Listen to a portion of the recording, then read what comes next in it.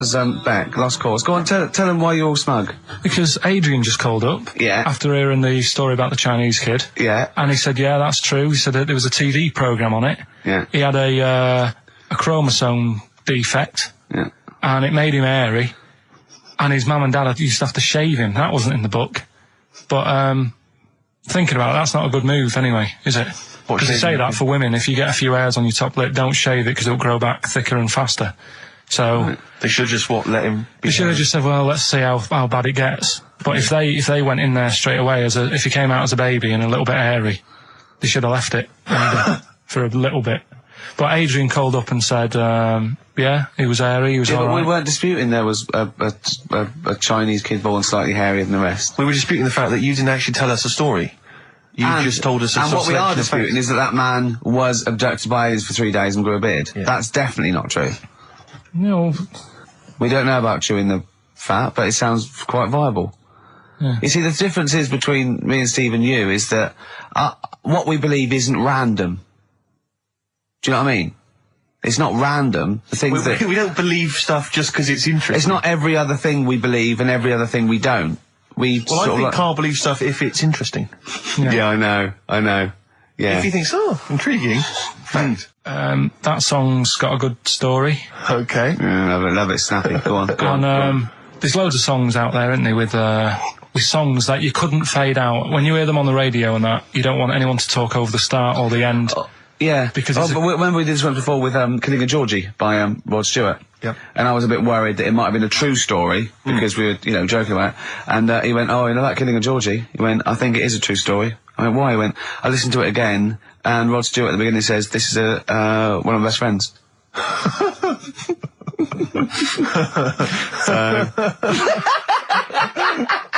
It's brilliant, isn't it? It's genius. So there's loads of songs out there, and what I want to do, we want to get the audience involved in this. So if you've got like a favourite song that's got a really good If you've got an audience. Yeah, go on. And they email in ricky.gervais@xfm.co.uk and they say what the song is now. What would examples be then? Examples, ones that jump to mind straight away for me. Elvis, In the Ghetto. Yeah, good one. Brilliant. Andrew Gold, Lonely Boy. Absolutely. Don't know that one. Eminem, Stan.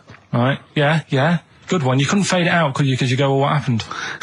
Yeah, no, absolutely. And that's what I'm saying. Not just any sort of pop song that keeps repeating itself.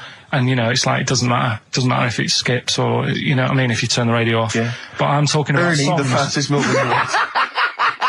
Yeah, that is a good story. That is a good story. Oh. Yeah. Do you know that one? Yeah. Yeah, it's a story, yeah. Ted from Teddington, he drove the baker's van. Well, So what have we got then? Have we got one? So we're going to kick it off today with Stevie Wonder, Living Just Enough for the City. Okay. And just briefly. Sum it up. Right, Yeah. if you are nipping out, maybe you're in the car and you're about to pull up somewhere and get out, what it's all about is a lad who's growing up in like America in some rough area, right? And he's trying his best to do well and get a job and everything, but because of where he's from, he's stopping him doing that, right? It's like how I grew up on an estate in Manchester. I had to leave there and come to London to do all right for myself, right? And it's his whole family, and it's a tale of how his man works dead hard and works loads of hours, but the kids are always well dressed and cleaned. It doesn't mean just because you haven't got a good job, you let your house run down. Do you know what I mean? She's looking after it.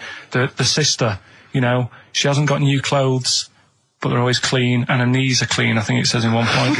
Excellent. Clean knees, always important. So will we give it a listen? Brilliant, it's a great I don't track. think Stevie can do it justice. After that explanation. Right, so... I'm not sure he's going to top that. Like some sort of like backing tune to try and... try and pep it up a bit. Yeah. You have really knocked it the socks off it. Brilliant. I'm looking forward to the clean knees. It's a new feature. What is it called again? The story in that song's really good. Here's Stevie Wonder. Wow.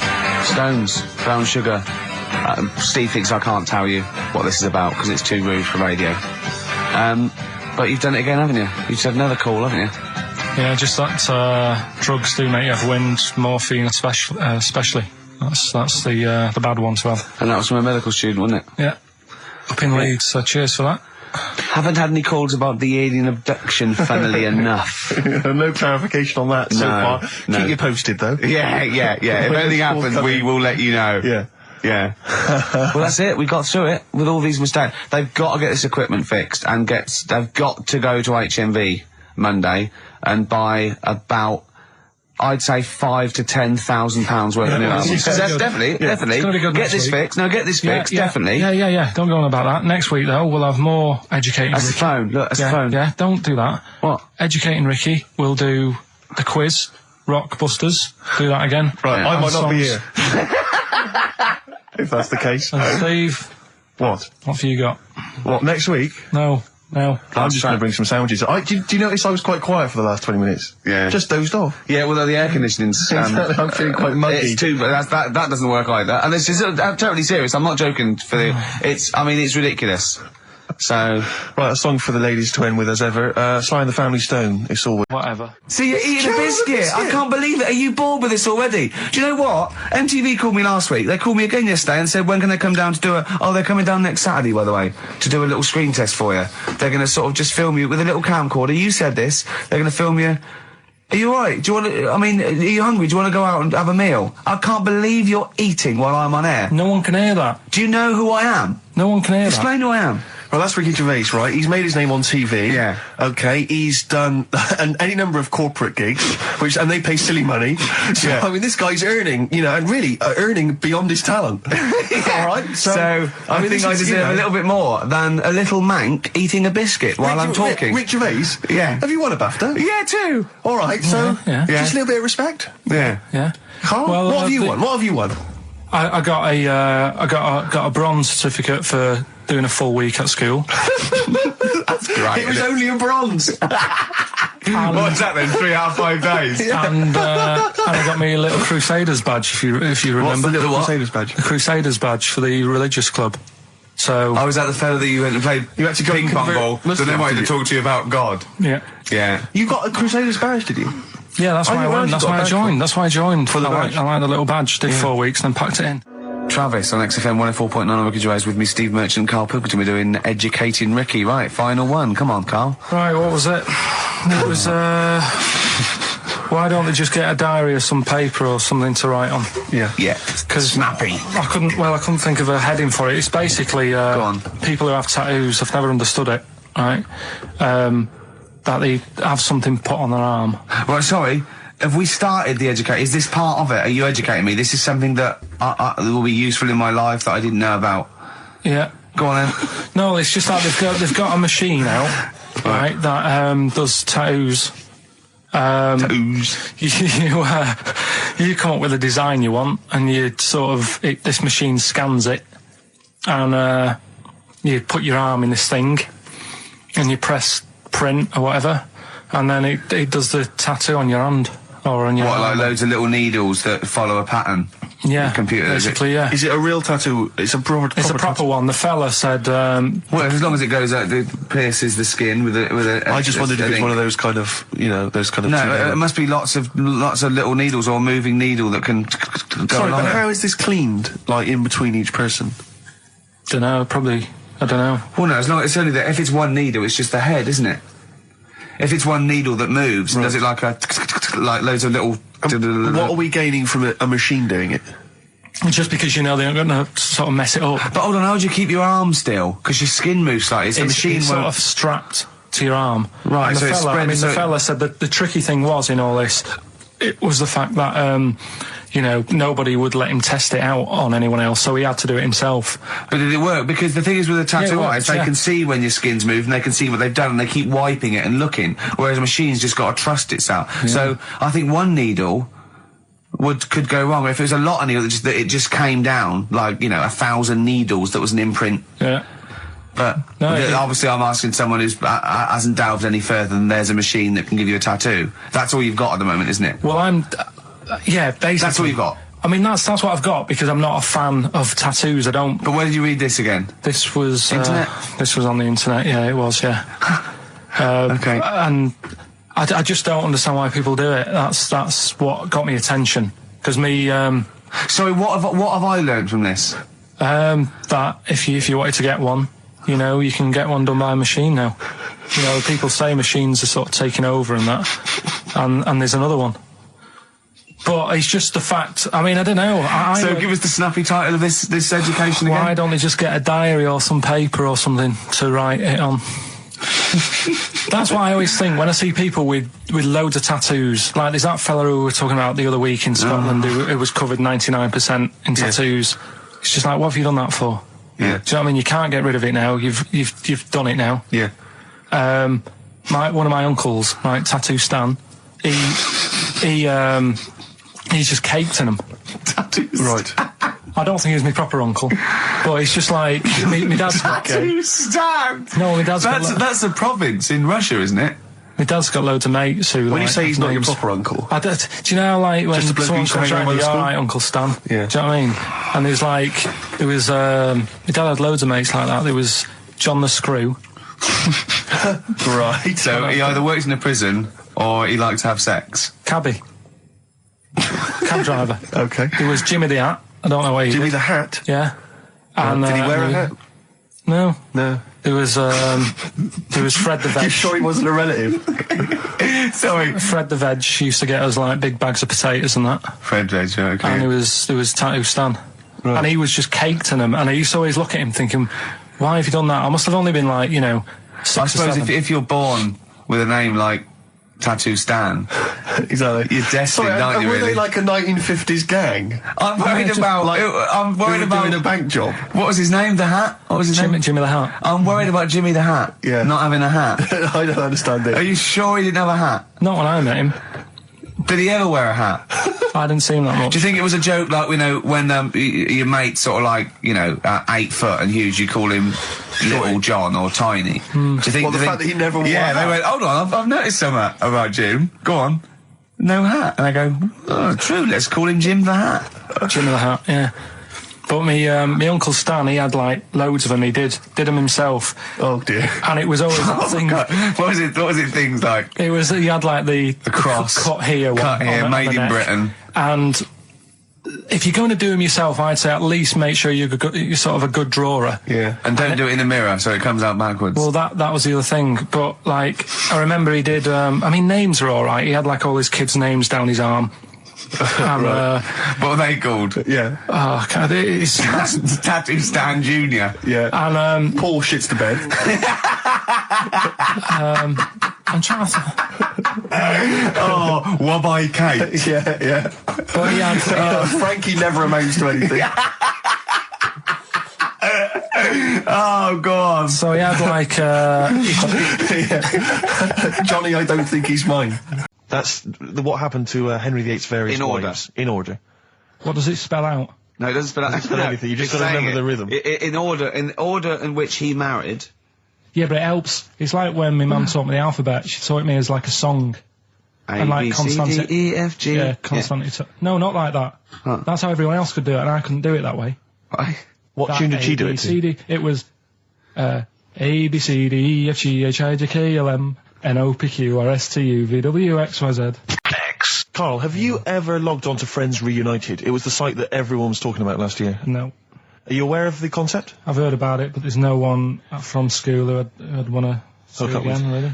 So basically, for those that don't know, you have to log on to his website, and then you can it helps you track down your old schoolmates if they've also logged on and stuff. And we took the liberty, really, of looking on the Friends Reunited site and typing in your school and trying to track down any of your old mates. We didn't get in touch with any of them, don't worry. We didn't do that. We're not going to surprise you with them now. No. But I was just interested to know, like, some of your thoughts on some of the names that I could run past you. I mean, these are people from your year. Just tell me if you recognise the names. Alison Birch? Think I remember her. What's your thoughts on it? Don't Don't be libelous. Don't be like no. No. Posh probably did pretty well in history and that. Sarah Morris? God, yeah. Remember her. Go on. You're grinning. What's the thought? Go on. No, just, she was alright. She was a popular one. What does that mean? She was nice. Yeah. Okay. Okay, what about Darren Buckley? He was one of my best mates. Was he really? Yeah. Seriously? Yeah. What do you reckon he's doing now? Do you still keep in touch? When my mum and dad were still in Manchester and they had a butty shop, he used to go in because the bookies was next door. I love the way paint a picture. If you did this in your history exam, Carl, you will walk it. Go on. So your parents had a butty shop. There was a bookies next door. Yeah, and he liked having a bit of a gamble, so he used to. I think he works for some insurance company. Do you think that his fiancée Beth knows he's got a gambling problem? Or that his 2-year-old son Lewis? No. Yeah, they live in Cheadle Home. Hume. Cheadle Hume. He must be doing well. He's still supporting the Blue Army and frequents the shrine on a fortnightly basis. Funny thing with him is, right, when I used to stay over at his house, and his dad was a copper, and I remember his dad came down and said, right, I want to see you two. I was like, oh God, what's happened? And got us round the table. And he said, do you know much about drugs? So we were like, what's all this about?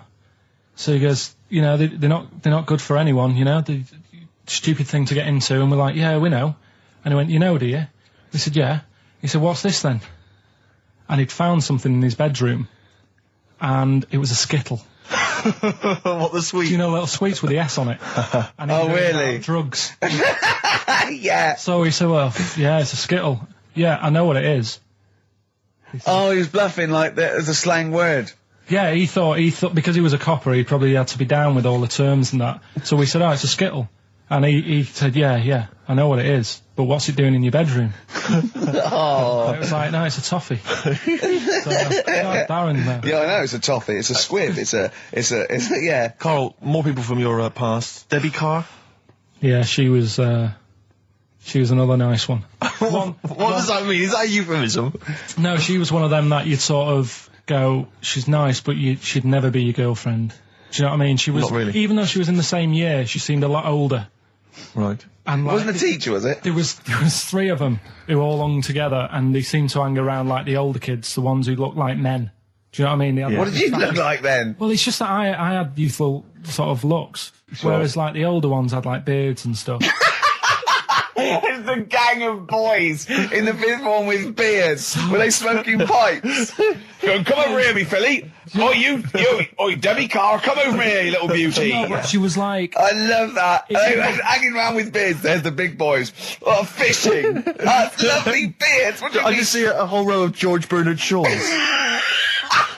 Brilliant. How do you do in history, boy? Think got any? You're an idiot. they were like, you know, I'd be there sort of punching people in the arm. Cause we used to play that that's a skill. great game. Oh, I love that, punch people in the arm. Is that part of the Olympics now? it's I think it was exhibition this year. Right. But it's going to be a pro next It's going to be the Winter Olympics because you've got to do it in just a cap sleeve shirt in winter. Yeah. So you're also playing that? She, but whilst I But was she didn't doing appreciate that. She used to go, ow! No, I always think whilst I was doing that, they were like the Charlie's Angels, and they'd be sorting out a mission somewhere because they were really like there was something about them that you thought, you know, they're special. They were private detectives. What do they work for a man they never see? Okay, well, here's a name I'm interested in because, well, let me just tell you the name first. Adam Clifton. Oh. Go on, what are your thoughts on Clifton? He was one of them kids. He was all right, but he had that thing when if you didn't have enough milk, he had like wrinkly hands and like white bits in his nails. Oh, because you didn't have enough milk. Yeah. So therefore, you didn't like him because you didn't get enough milk. This is not to be confused with the 2 people with the big heads and the web feet, is it? Webbed hands. Well, this was I interesting. know that they weren't related. They must have been somewhere along the evolutionary sort of trail. Do you know what I mean? They must have come from the same sort of stock. But you wouldn't have liked him. It's just one of them people. He was all right, but Before you say any more, on Friends United, you can leave a little message which explains what you've been doing and what your life's like now. And most people leave maybe 2 paragraphs. Yeah. Adam, I've printed it off. He seems to have printed. I think there's about 6 pages here of stuff. He keeps updating it, and he just basically lists his memories about everyone. Okay, at the school and what he thinks of everyone. And he says, I often see Simon. He's doing all right for himself. Self-employed illustrator. Mark Cooper. Karl Pilkington. All right. Just suddenly struck me something. I don't know if I mentioned it before. You mentioned that you tried to catch your guy out when you came back once. You opened the door really quickly to see what he was up to. Did I ever tell you when I was at university? Now I'm very tall and I've got enormous feet. Size 14. Size 14 shoes. And when I was at university, everyone, it seemed to me, was wearing Dr. Martens. It was like you had to wear a pair of Dr. Martens. It was kind of the rule. Dr. Martens was too big for you. Yeah, so that's a big pair of Dr. Martens. That's like That's where the myth of the old woman who lived in a shoe, I think, I came know. from, people with my size shoes. Anyway, I just literally kind of moved to university. I'd been there for like literally a couple of months. And obviously in that first period, you're quite keen to kind of, reinvent yourself, strike yourself, try and give an impression of perhaps being quite sophisticated, worldly, cool, all those things that, you've left behind all your childhood friends, so you're trying to, develop something. He didn't bother, he didn't. What, sorry? He didn't bother? No. Just remind us again what exactly songs or phrases, because I know a lot of people put it out of their mind week by week. It's a phrase that's, been said on the show a few times, right? I mean, you remember classics, like, what was We had hairy Chinese kid. Yeah, there's this hairy Chinese kid. Stop squeezing my head. Karl, you're an idiot. Karl, you're an idiot. Yeah. Some classic phrases. Classic phrases. And so you use various old-time songs and you put them all together and that spells out the phrase. Before we play that, let me tell you now, you can win. Look forward to this. What's this? The new album from the Star Spangles. That's called Bazooka. Is that out, is it? Never heard. When's Bazooka out? Never heard of them. Never heard of them. The best summer holiday album in the world ever. You've got the treats on there include the Fast Food Rockers and Laz Ketchup. Yeah. I'm waiting for their second single, because I don't know what that's going to be about. Sure. Is it going to be a bit more fast food? Maybe like Pret a Manger? Yeah. Yeah, lovely. This is very good. Yeah, 2 disc set, the best of David Bowie. Inspiral Carpets, the best of them. Still don't know how they spring that over 3 seasons. No idea. Bowie's is one. Yeah. We mentioned it last week, the American Song Poem Anthology. That's kind of a kooky collection of songs. And we've also got a couple of DVDs here. Stephen King's Rose Red. I've never heard of it. Straight to video. Yeah, made for television. Yeah. Will never be seen at the cinema. And I'm sure there's a lot of nerdlingers listening, so they will be loving Richard Dean Anderson in Stargate SG-1. Yeah. Free inside, there's a collector's card, plus you can win some exclusive memorabilia. Brilliant. So I think a pair of their... Right, all you've got to do is listen to these, 13 songs, probably, to a well-known stupid phrase. It's only seven different songs, right? Well, just get the most you can. Just be rough. Artist or song, it'd do, right? And the phrase is about me dad nicking from telephone boxes.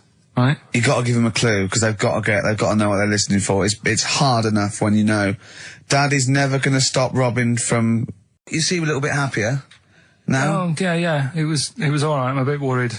Like I said, the last thing that we just talked about. I don't want people thinking, we're having a go at anyone, because it does do me head in. Because I'm the one who always has to deal with it as well when people do. What? We're just having a chat about tennis and stuff. Yeah, the little fellas in the wheelchair, as you put it. Yeah, what are you worried about?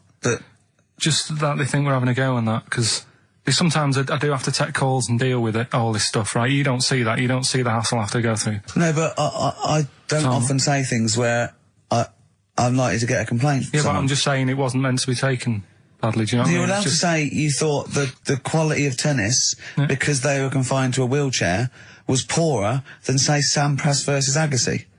I don't think that's in question. It wasn't as good a game of tennis. That's what all you were saying. You weren't saying they shouldn't play or... Wreck the grass. Right, mess. Well, stop while No, you're ahead. I'm just saying as well. That I can confirm, incidentally, we've had several emails, I can confirm that Riverdance opened the Paralympics in Dublin recently. So I'm sure that was very good, very entertaining. Leave it then. Yeah, no, I'm sure it was entertaining. They're very good. Who was it that thought? Was it Jimmy that thought it was short for Paraplegic Olympics? Really? I've no idea. Yeah, it's parallel Olympics, isn't it? It's yeah. Right. But as we pointed out, that would be pretty much blow football. Yeah. There wouldn't be many sports in the Paraplegic Olympics. It stands for Parallel Olympics. I'm educating, Karl. Don't let me like that. I'm educating. I'm not saying funny little fellas in wheelchairs playing up the grass. What? I'm always educating. I'm always telling you about stuff that I learn about and that. That you get off hand and over, and it's about a monkey who became king. No. So if... No? Have you got monkey news this week? Got a little bit of monkey news coming up. What does he do? Drive to Spain, rob a bank, or get married? No, we've done all them, haven't we?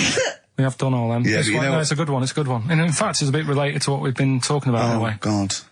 That's good. Okay. Last week, after your nervous breakdown, you went to Hastings. Yeah.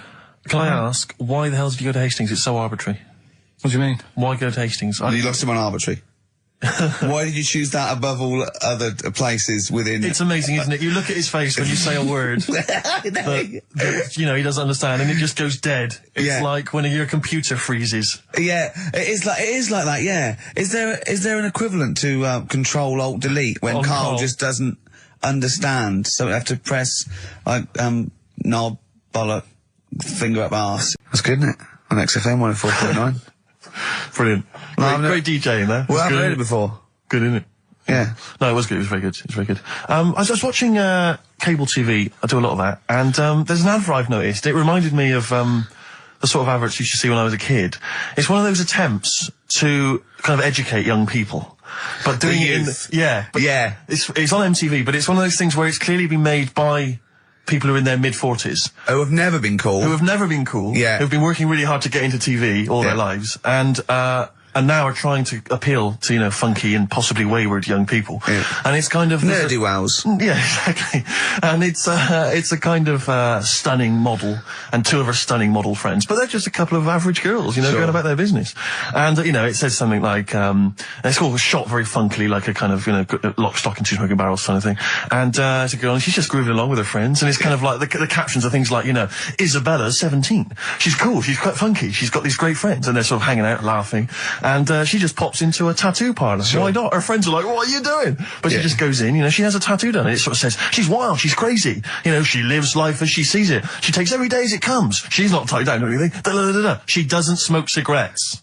Yeah. So if you think she's cool, if you think all this is cool, then you probably won't want to smoke cigarettes. Exactly. If you want to be cool, then like don't. Isabella or whatever. Except the thing with that is that people watching that, the youth watching that will go, well, Bill at my school, he smokes and he's cool. Exactly. Yeah. Well, this is the problem with it. Yeah. It's not that the impulse is wrong. The message is fine. It's just this thing I can't imagine those things ever working with young people. No. With youths. It's like when you know, what was it? What it will do is that you'll get a lot of 13 and 14-year-olds sneaking out and getting a tattoo. Exactly. So the parents be going, I'd rather she smoked. Exactly. She might give that up sometimes. That's her life. She's got a spider's web on her face now for the rest of her life. Yeah, exactly. Yeah. But it's like, you remember that thing when they tried to get young people to vote?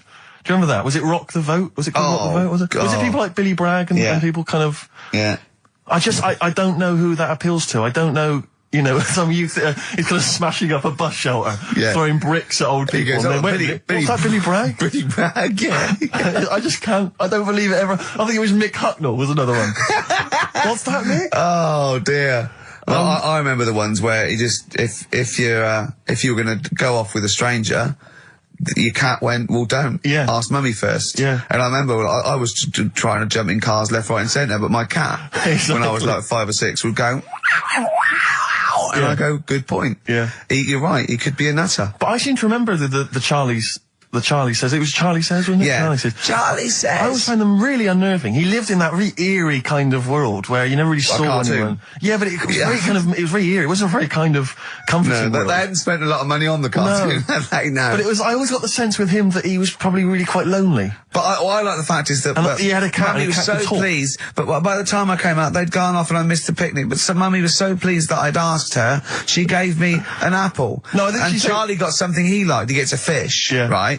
I was thinking, an apple? No, I seem to remember it being that... I'll get an apple anyway, get me some sweets. Yeah, or a tattoo. I always thought there was a con when your parents got you some clothes you needed for Christmas. I'm not falling for that. Exactly. I'd go, look, I'm getting the clothes anyway. I want battling tops. But the Charlie Says, I seem to remember when they asked him to go off for the picnic, by the time he'd asked Mum, because she was on the phone, I don't know who she was chatting to in the middle of the day, the kids are gone, and I seem to remember one of her clients. Exactly. I seem to remember that he said, don't worry, he was fine, because Mum took him and Charlie on a picnic. Not as good. Who'd rather go with your mates, or with your mum on a picnic? And your cat. Yeah. I mean, I think they were friends. This Scotch egg sinks a fish. Well, I had to bring it for Charlie. Don't bring raw fish in the picnic basket. I think they weren't friends with us. They were just local kids who go, let's go and ask that weirdo with the cat if he wants to come down the park. Let's go and ask the weirdo who thinks the cat can talk, and then run away when he goes to ask his mum. When he goes off to ask his mum, they're just going, ask your mum, ask your mum. Yeah. Hello, hiya. All right, we're the local lads, the cool local lads. We smoke, we got tattoos. Do you want to come and play with some puppies in the disused mine? Ask your mum first. Quick, run. Exactly. So look, he's talking to the cat. Look, he's talking to the cat. They were just round the corner spying on him. They were just laughing. There was no picnic. Did you ever go on a picnic, Karl? Was there places to go in Manchester, or was it like Quarryland mostly? The problem with those adverts, like when I was growing up, they'd sort of give you ideas, because remember the Charlie's one, right? And we were on holiday, right? And I met these two lads who are knocking about with like mates and that. And that advert came on, and we thought it'd be a good idea to wind his mum up, because this advert had just been on saying, you know, kids are going missing in Wales, right? Yeah. So we said, oh, this will be a good laugh. We put the kid in the wardrobe. His mum came back from shopping. We said, oh, he's gone missing. We haven't seen him for hours. That's terrifying. I know. That's an appalling How old thing were to do. you? About 13. And what was his mum? She must have been Yeah, she was going mad, and that's when we thought, oh God, we've gone. Will we say anything? Will we pretend we don't know where he is? Open the wardrobe, he'd suffocated. Yeah. That's horrible, Karl. I know, but Such it's a just cruel what you do, thing. isn't it? It's just what you do. Well, no, you do. What do you mean? It's just what you do. But what was it? Was he in the wardrobe? Was he listening to this? Why didn't he go, Mum, it's all right, when he heard her crying? No, she wasn't crying, she was just panicking and like screaming a little bit and that. Screaming a little bit. Okay, we'll tell her when the screaming starts. Exactly, yeah. And then, what's the other thing? Like, on the same, like, you know, all this was going on when I was growing up. And, one time we're on holiday, and my mum says, right, if you're going on the beach, it's a big beach. But, you know, if you're going to go out and play there, I need to know where you are. So where are these bells? Where this cowbell around your neck? She gave me a balloon. Good idea. A balloon, and it just, you know, sort of attached to my arm, so wherever I was playing in the sea and that, you can see the balloon and that. Brilliant. But then the problem was, everyone else thought that's a good idea.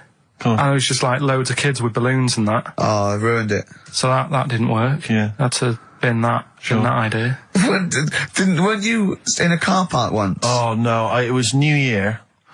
And we were all gathering up, you know, like in Trafalgar Square at New Year, everyone gathers and they have a big kind of party and stuff. Well, in Bristol, they do something very similar on a smaller scale. And I was there one New Year, I was with my friends, and for some reason I picked up a balloon during the evening. You know, I don't know where I got it from, but I was holding this balloon. And these girls came up to me and I thought, yeah, nice, you know, maybe a little New Year kiss. They came up, they said, hey, are you going to be here for a while? And I said, well, yeah, I probably will. They said, it's just that we've arranged to meet back at you at midnight. What do you mean? Because I was so tall and had a balloon, I was towering above everyone else. I said, what? They said, we're going to meet back at you at midnight. They said, don't worry, you can go about your business because we can see you wherever you are. This is where Nelson's column is. No. No, this is in Bristol. Oh, right, okay, yeah. And so I'm sort of wandering around, and then at midnight these two girls turn up again, and some of these lads come and meet them, and they're sort of laughing and joking. I'm thinking, oh, they're probably going to invite me back to a party. I watched them get in a cab. They went off. They had a wild night. But then I did have a balloon, so it was a great New Year for me. I did have a balloon. Oh, should we have a little bit of two-pack? Yeah, if you want. Yeah. There's a great lyric in this. It's picture me rolling, right? But at the end, he's saying about look at me now. I'm drinking Remy and I'm in a Rolls Royce. And he goes, oh yeah, I forgot the DA. Can she see me from here? Can you see me, ho? And I think this is like District Attorney turning on the radio and Tupac going around going, can that ho see me? She's going, yeah, I can see you. Yeah, it's brilliant. Tupac. I'll tell you what, we should get rolling. Rockbusters. No. All right? No. Well, he has done it. He just said that he was worried about it because we said it's the last one. What do you think, Karl? I just don't think... I mean, can I just say now, Karl, seriously, I'm only responding to what we're getting on the email, which is people do not want Rockbusters. They really... There's one guy here who he says, it's James Pooley, he says he's preempted Karl by giving my answers to this week's quiz. I don't know what the clue would be, but his answer is no van ear. Nirvana. Yeah, good. Nirvana, yeah. That sounds like one. Number 2, he's just guessed. I don't know again what the clue would be, but the answer is Kid Creosote. Yeah, that's good. That's a typical Rockbuster. That is brilliant. That's a better game. And the last one is Harry Seacombe.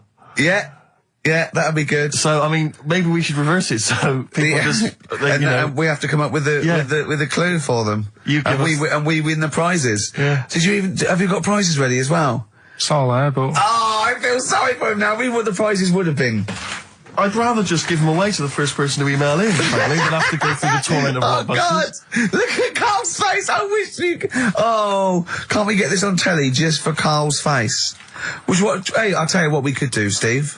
You know, like Smiley Miley and that used to take the Radio 1 Roadshow out? Oh, man, that would be amazing. Come on, should we take it out? Hello, Bournemouth. Yeah, how many miles have I done? Don't care. No, Exactly. should we do this? How many miles have we done? Well, XFM's down the road. Yeah. 1, yeah. Should we take it out the road just so they can see Karl Pilkington? To be fair, though, I mean, you're not really keen to leave W1, are you? Oh, we wouldn't. Right, so where exactly would we take the roadshow? We'd do it outside. Outside the building? Yeah. Right, okay. And what would we It's do? called a roadshow because it's in the road, and I imagine, isn't it? And we'd give away t-shirts? Throw in t-shirts, and then we'd have a Any old band. hat. We'd have band playing. What was that band playing tonight? I forget, something Diesel, was it? Yeah. See, instantly forgettable. I mean, that was my point, really. we could have them on. Yeah, great. Yeah. Get a couple of celebrity pals down. Someone from Big Brother 2. That would be ideal. Well, Josh, the other little gay fella. Yeah. He'd come on, just wave. Yeah.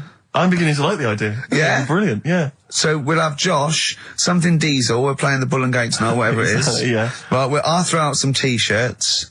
Yeah. And then Karl will do a live Rockbusters. Yeah? Well, I don't know. Do you want it? I just think that ruins it slightly.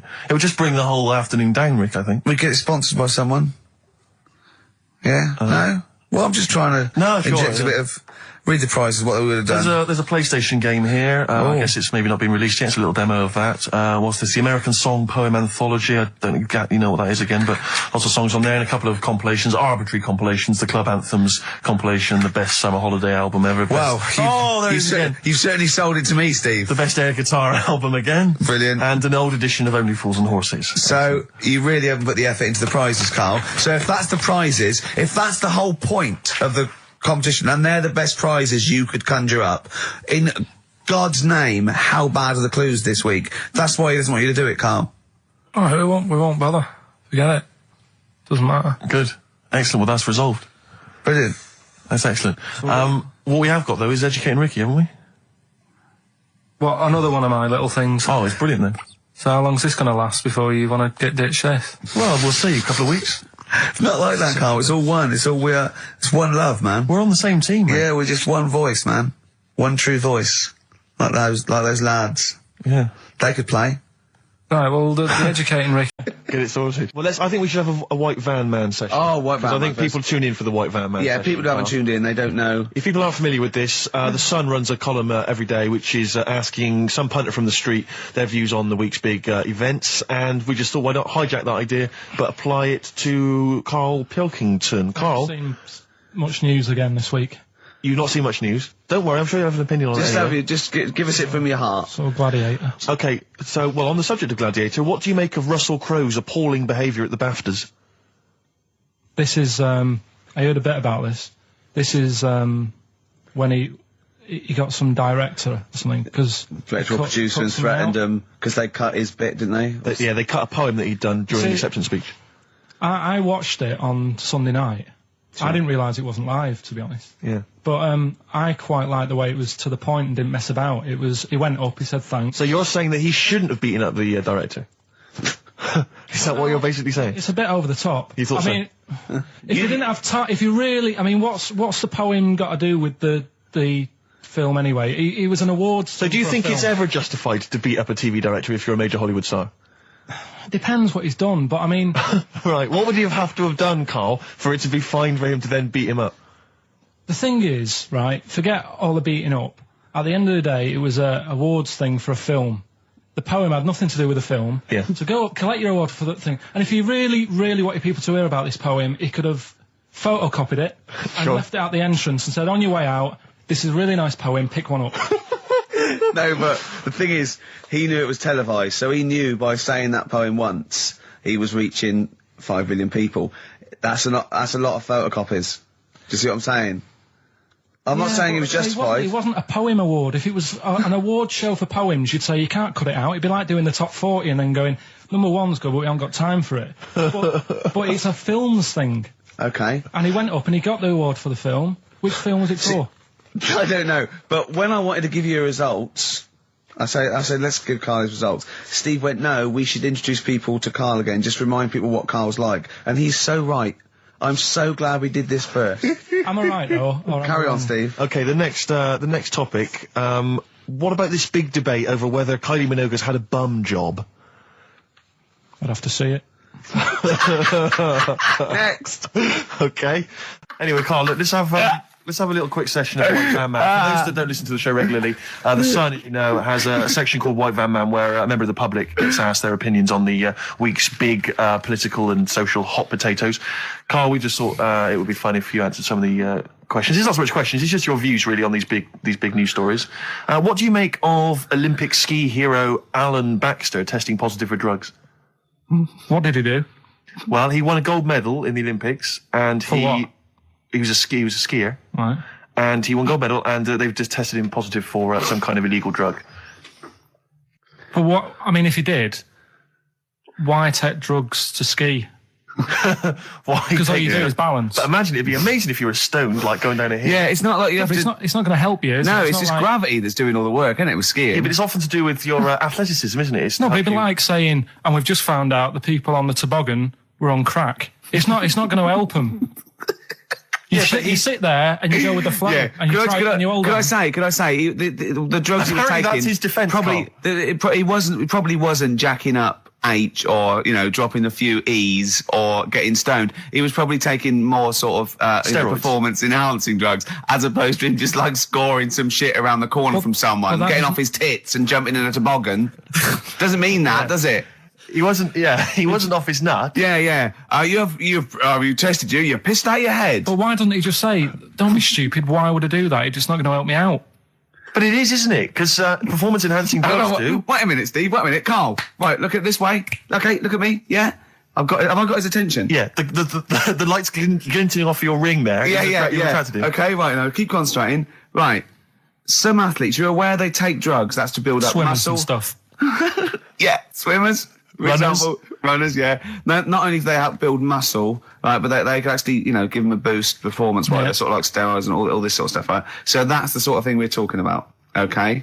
Right. So again, He wasn't on a why bomb would that help before. you? What? Why would that help you when all you've got to do is balance on skis?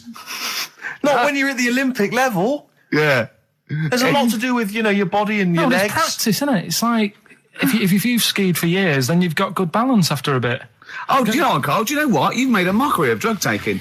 Well done. Right, Yeah. next one, Steve. I hate this bit. I hate this. Okay, what about the fact that the pension crisis Sure. is going to force Britons to work into their 70s, Karl? You might have to carry on working into your 70s before you can claim a pension. I think it's a good thing. Because you see a lot of old people who look bored. Okay.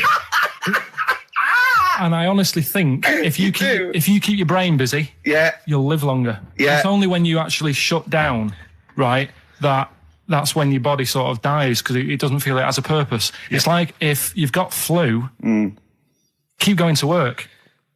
If you have a day off, you just feel worse. You'll mope about at home. Doesn't do you any good. What about, where do you draw the line there? What if you say lose a finger?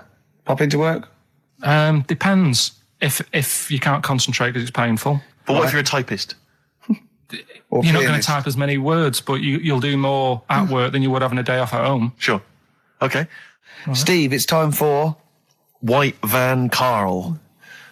We should definitely get some jingles. I think the show sort of lacks jingles, I think. Yeah. Noises. Yeah. Funny sound effects. Yeah. Well, that's Wow. Yeah. What's Mr. Nosy Neighbour interested in? Hello, what's going on here? Oh, we should definitely get some pre-recorded comedy noises, Karl, Yeah. for next Yeah, well, week. that's my job, but unfortunately I'm busy reading about Hitler.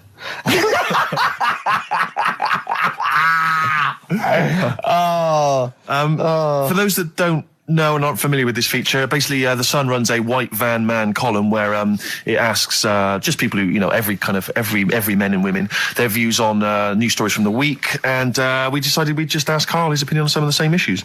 This week... Not like us to rip off another idea and just use it for our own... No. No, but this time... The White Van Man in the Sun this week is Herbie Crossman from Harrow in Middlesex. Herbie. And he's asked his opinion, Karl, and what's yours, on pop idol Will Young admitting he is gay. Come on, Karl. I don't understand what the big deal is, to be honest. No. Talking to different people about it, and they've said, oh, it could affect the sales, you know, girls won't like him anymore, which I think is rubbish. Yeah, because it finished George Michael's career, didn't it? Oh, yeah, and I was thinking when I was growing up, right? And Freddie Mercury. I was into Kim Wilde, right? Sure. Now... And her kids. You're not going in to tell me America. she's gay, are you? No, but if she was, if they said, oh, she's you know, a leather, Yeah. right? I wouldn't say, right, that's it, I'm taking kids in America back to the shop, I'm disgusted. Sure. I liked her. Yeah. I don't think I'm ever going to, like, meet her and marry her and that, so what does it matter? Yeah. Will Young, he's a good voice, he's gay, you know, a lot of gay people in the world. Georgie boy was gay, I guess. There you go. Nothing more and nothing less. The kindest guy I ever knew. So Do no you big- Bowie? No big deal. That's one of your favourite songs, isn't it? Brilliant. Kidding of Georgie Parts 1 and 2, isn't it? Yeah. Okay, what do you say to the fact that a judge has decided that we, the general public, have a right to know about stars' flings? Basically, this is an excuse. This is basically saying, should papers be allowed to print tittle-tattle about celebrities? Oh, this is... Providing it's proven true. Oh, this is something about, isn't it, a Division 1 football or something? It's definitely out of Premiership football, it's unfair. And it is true, but he's trying to keep privacy. And the judge said, well, it's not for us to censor the press over things that are true. Right. It's up to the general public to either boycott or not, you know, that publication. What do you think, Karl? What about all this, you know, exposing, going through the, you know, the bins of celebrities? It's not right, is it? But No. people are interested in it and buy the papers to read it. Do you know what I mean? Like I said to you the other week, everyone has a go at Beckham for not being that bright. But at the end of the day, he's a good footballer. It doesn't really matter what goes on off the pitch, does it? Do you know what I mean? Yeah. Express 2 featuring David Byrne, Lazy, XFM 104.9, 1:45. I'm Ricky Gervais. Last week when I did Do We Need 'Em, do you know when I called up one of the museums in a science museum? Yeah, are you talking to me? Yeah, I'm just saying, I wanted to tell you before when the song was on, but you're so busy listening to it. Yeah, that I've was I so busy listening to a song I was playing? Yeah, but we're doing a radio show, aren't All right, we? what's your point? Well, I just wanted to say, she emailed in to say I got her name wrong, so I'm just apologising for that. What did you call her? I think I called her Jessica. What was her name? I don't know, I've got it on email somewhere. This is not an apology. No, I'm You've just got saying... it wrong You've not again! even said her real name. How is that an apology? Well, I remember, I read the email, so, yeah, I Who are you apologising to? think her name's Jackie, I think. Oh, you've got it wrong again, haven't you? Well, anyway, and she just said if you want to see dinosaurs and that, go to the museum. You were complaining about that as well, weren't you? You went to a museum and there was too many dinosaurs. He said you just need 4. No, well, Steve, have you been to the one in Knightsbridge? I think this so. one that I called up, right? It's nice. You go in, you get a good collection of stuff. You walk in, there's 3 or 4 dinosaurs. You've had enough, right? I went into New York, right? I went to the museum there, hundreds of them. You can't move for dinosaurs. Yeah. It's almost like they're responsible for them being extinct. There's loads of them. So all I'm saying is, if you want to see a dinosaur, go to the one near Knightsbridge. They've got a nice selection, some old vases and stuff. It's worth going. So... Some people emailed in the songs with stories in it. One of them was Babushka, and he went, what's that? And I went, that's Katie Bush. I went, what is it? I said, it's about a woman who dresses up as another woman and seduces her husband. He went, they wouldn't work. Just dismissed it like that. Why do you think it would work? Because you'd know. I mean, say like, right, Suzanne, right, who I go out with, right? She can see me from, say, if I'm coming down the high street. Yeah. She knows it's me by the way I walk. Right. So just the fact that this woman went and put a wig on, there is no... You haven't even heard the song! I know, but you're saying that she put a disguise on and he's like, I fancy her, and he takes her out and he doesn't know it's his missus. You're not buying it. I mean, I'm controlling this Whereas feature. the flea with your brain going to Glasgow, perfect sense. Yeah. Babushka, rubbish. Karl, can we have the tomato story after the next tune? Yeah. Bit of Coldplay. Yeah, love it. Yeah. I was watching, did you watch The Mammals in the week? No, David Attenborough. No. I was thinking, actually, right, all this MTV stuff, if there's one reason why I'd like to do it, is I was watching Attenborough, the Mammals programme. I reckon I could do something like that. Right. And just have like me, instead of Attenborough, like a young sort of fresh person, watching like certain animals and saying, do we need these? Do you know what I mean?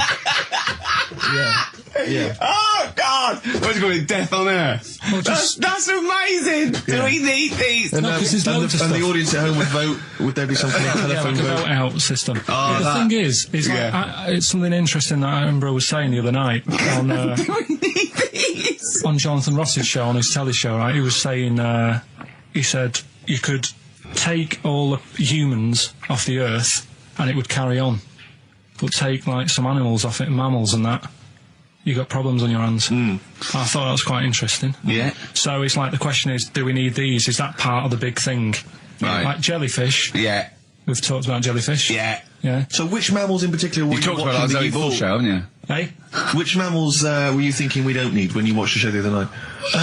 Any in particular that you thought they don't need them? They're not of interest. Well, I like whales, but I don't know what they do. And they're taking up quite a lot of room. Sure. But stuff like, Yeah. but like jellyfish, I looked into because Yeah, you know well, I was I know you talking don't about like them, and they were saying they've got no eyes, no heart. There's something like 97% water. Yeah. They're blind, and they do about 33 miles a day. Right. So it's like, do we need them? Could we clear them out? Yeah. Well, the big net. That would be the programme. What? Right, we'll get rid of them. Next week we'll be looking at Rhinos. I think it's genius. Honestly, I think it's genius. And like going along, sort of like picking up sea anemones and going and just lobbing them into the sea. Well, what do you think about MTV doing that? And then I just, in between the bits, Play music I videos? play music related relates to to it. fish, so I could play like Fish, Yeah. that rock guy, or the animals, Rock lobster. yeah, or what else could This I could get in run and there? run. What other songs have got animals in them? The Well, monkeys, could play the monkeys. Yeah, there's about 1 million, so let's not start this. No, but do you know what I mean? So do we need this? So MTV flies you around the world And to the you- most incredible exotic locations. You sort of climb up a tree or whatever next to, I don't know what lives up a tree, some kind of rare parrot. You say, look at Sloth. that, it's colourful, Sloth. it's Oh, interesting. you like sloths, don't you? No, they just live up trees, but I'd say, do we need them? Why? Well, what do they do? What do you mean? What do they do? What do you want from an animal? Carpentry. What Well, do you like, want? I don't like scorpions, right? Right. But then I found out they look after those monkey things. They're not monkeys, they're Whatever. lizards. Well, all right, yeah, then lizards. They look after the lizards. So there's a reason. But do you need the lizard? Could be your Well, next yeah, question. because the local people made shoes out of them. But not when the scorpion protected them, they didn't. All right, we don't need them then. So, and so ultimately, would anyone decide? I mean, do the animals kind of get a chance to mount a case for their survival? I mean, is there maybe someone that comes into their corner and sort of defends them? I'd have like a David Attenborough type character who says, well, they do this, and I'll go, yeah, but do we need that doing? Yeah. Yeah. Okay. So, Yeah. so what does an animal need to do in order for you to feel that it sort of gets a chance of life? I mean, like a pet, like an animal, like a dog maybe, or a cat. I mean, they give a certain affection to its owner. Is that a valid reason to survive? Not particularly for you. Not really. No, okay. I've been saying that though. Blind people use dogs, so they are useful. So dogs are useful. Saint Farmers Bernards, use they often dogs. save people, don't they, in Yeah. snowy weather? Cats. I'd have to think about it. Okay. Keep the mice down. Yeah, but you got rent to kill. Okay. So what I'm saying is something that will affect the world. Right. I think you'll find everything does. Except Karl. I'm not sure what effect he's having on the world. I'll tell you what though, Steve, right? Did you watch the mammals? I didn't see the mammals. They had bison on it. Right. The weirdest looking things you've ever seen. Yeah. They've really Again, you're on dangerous ground here, no, Carl. but they've really got it's like, decide what you want to look like. It's just a mismatch of stuff. It's got a really big airy head. Yeah. Unlike you. Sort of bald at the back. Right. Sort of It sounds like thinner. someone you went to school with. Was there two of them? Ah, brilliant. That's nearly it, Carl. Right, what's your last room 101? Oh God, it was holidays. Holidays. You want to put holidays in room 101? People who were sort of annoying on holiday. Oh, yeah. Do you know when you go away? Oh, yeah. It sort of touched on this before. Is this going to be the Scouse guy? Yeah. Go on. Oh, it's so long though. I mean, it was a holiday when we went to Tunisia. And the Scouser pissed you off. Surprise, surprise. Yeah. Yeah. But the annoying thing was, when you go on it was a cheap holiday, and like the lesson here is, if you want a good holiday, you gotta like spend some money. Yeah. And we didn't on this one. We spent about I don't know, 400 quid for two of us for like a month or something ridiculous. And we got there, and, you know, you get to the hotel and you go, we have made a mistake. You know, it's a ropey hotel. You know, you can tell like the blinds and stuff as you walk in, they're all dirty and stuff. And you think, well, let's make the most of it. You know, let's not get. It's Christmas, obviously. I've got to go back to Bristol. I love seeing my family. Well, yeah, I do. But it means I see my grandparents, who are, you know, brilliant people. I mean, lovely people, but mental. I mean, utterly mental. And they've taken now to, there must be sort of 80 a piece. And it is quite an old age, but they're fairly good health, relatively speaking. And they just spend their time in bed. I mean, that's all they do, is that's their profession. They've retired to go to bed. And they spend all the time in bed. I tell you what they're like. They're like that old guy, they're like all that old family in Charlie and the Chocolate Factory. Oh, yeah. Remember, none of them had got up for like 25 years. Yeah. And they, but you said that they go to bed and they go to sleep, but then when they wake up, what they do is put an extra pillow so they're slightly more upright, and that's them in the day in bed. That's the daytime thing. But they get up and cook and stuff. What they do is they've got about 6 teeth between them. I mean, my grandmother needs false teeth, but refuses to go and have the old ones extracted and the false teeth fitted. So she's working with about 3 or 4 teeth. Oh. My grandfather had false teeth given to him during the war. Wooden ones? Well, it was plastic teeth on a wooden pallet, right, that sits at the top of the mouth. He's still got the wooden pallet, but most of the teeth have come off. So there's about 4 teeth left, 4 false teeth. He's got a set of false teeth that make him look like he needs false teeth. I mean, that's pretty bizarre. So the problem is that they have to get up. They get up about 7 in the morning to put on, say, you know, some beef or lamb, whichever they're going to cook. They put it on at 6 in the morning, 7 in the morning, so that by the time they eat it at 6 at night, they can use the phrase, this is what a good meal is for my grandparents, if they can use the phrase, oh, that's lovely, you could suck it away. You could suck it away. Who wants that from a roast dinner? You may as well blend it up and serve it as a broth. I don't want that phrase coming from old people without teeth. No, indeed. Because it must remind you of your rent boy days. Exactly. It brings it all flooding back. Oh, you know. God. Flooding's the word. Exactly. Should we play a record before we get really disgusting about your grandparents and blowjobs? That is the worst thing we've said ever. the word blowjob far too many times today. And in the same sentence as I can't believe. Anyway. And it's Christmas. Yeah. Don't forget what Christmas is about. Come on, spare a thought for the underprivileged people. Yeah. Steve, is it Ben Queller? Do you want to play I love a bit of Ben Queller. I don't know, are you a fan? I love him. Yeah, well, this is a cracking tune. Okay. And, and I think we'll enjoy that. Let's just slam dunk it. Why don't we just stop and think about what we've done? I'll tell you, they do spend so much time in bed that they actually, I'm sure, war will have to sing.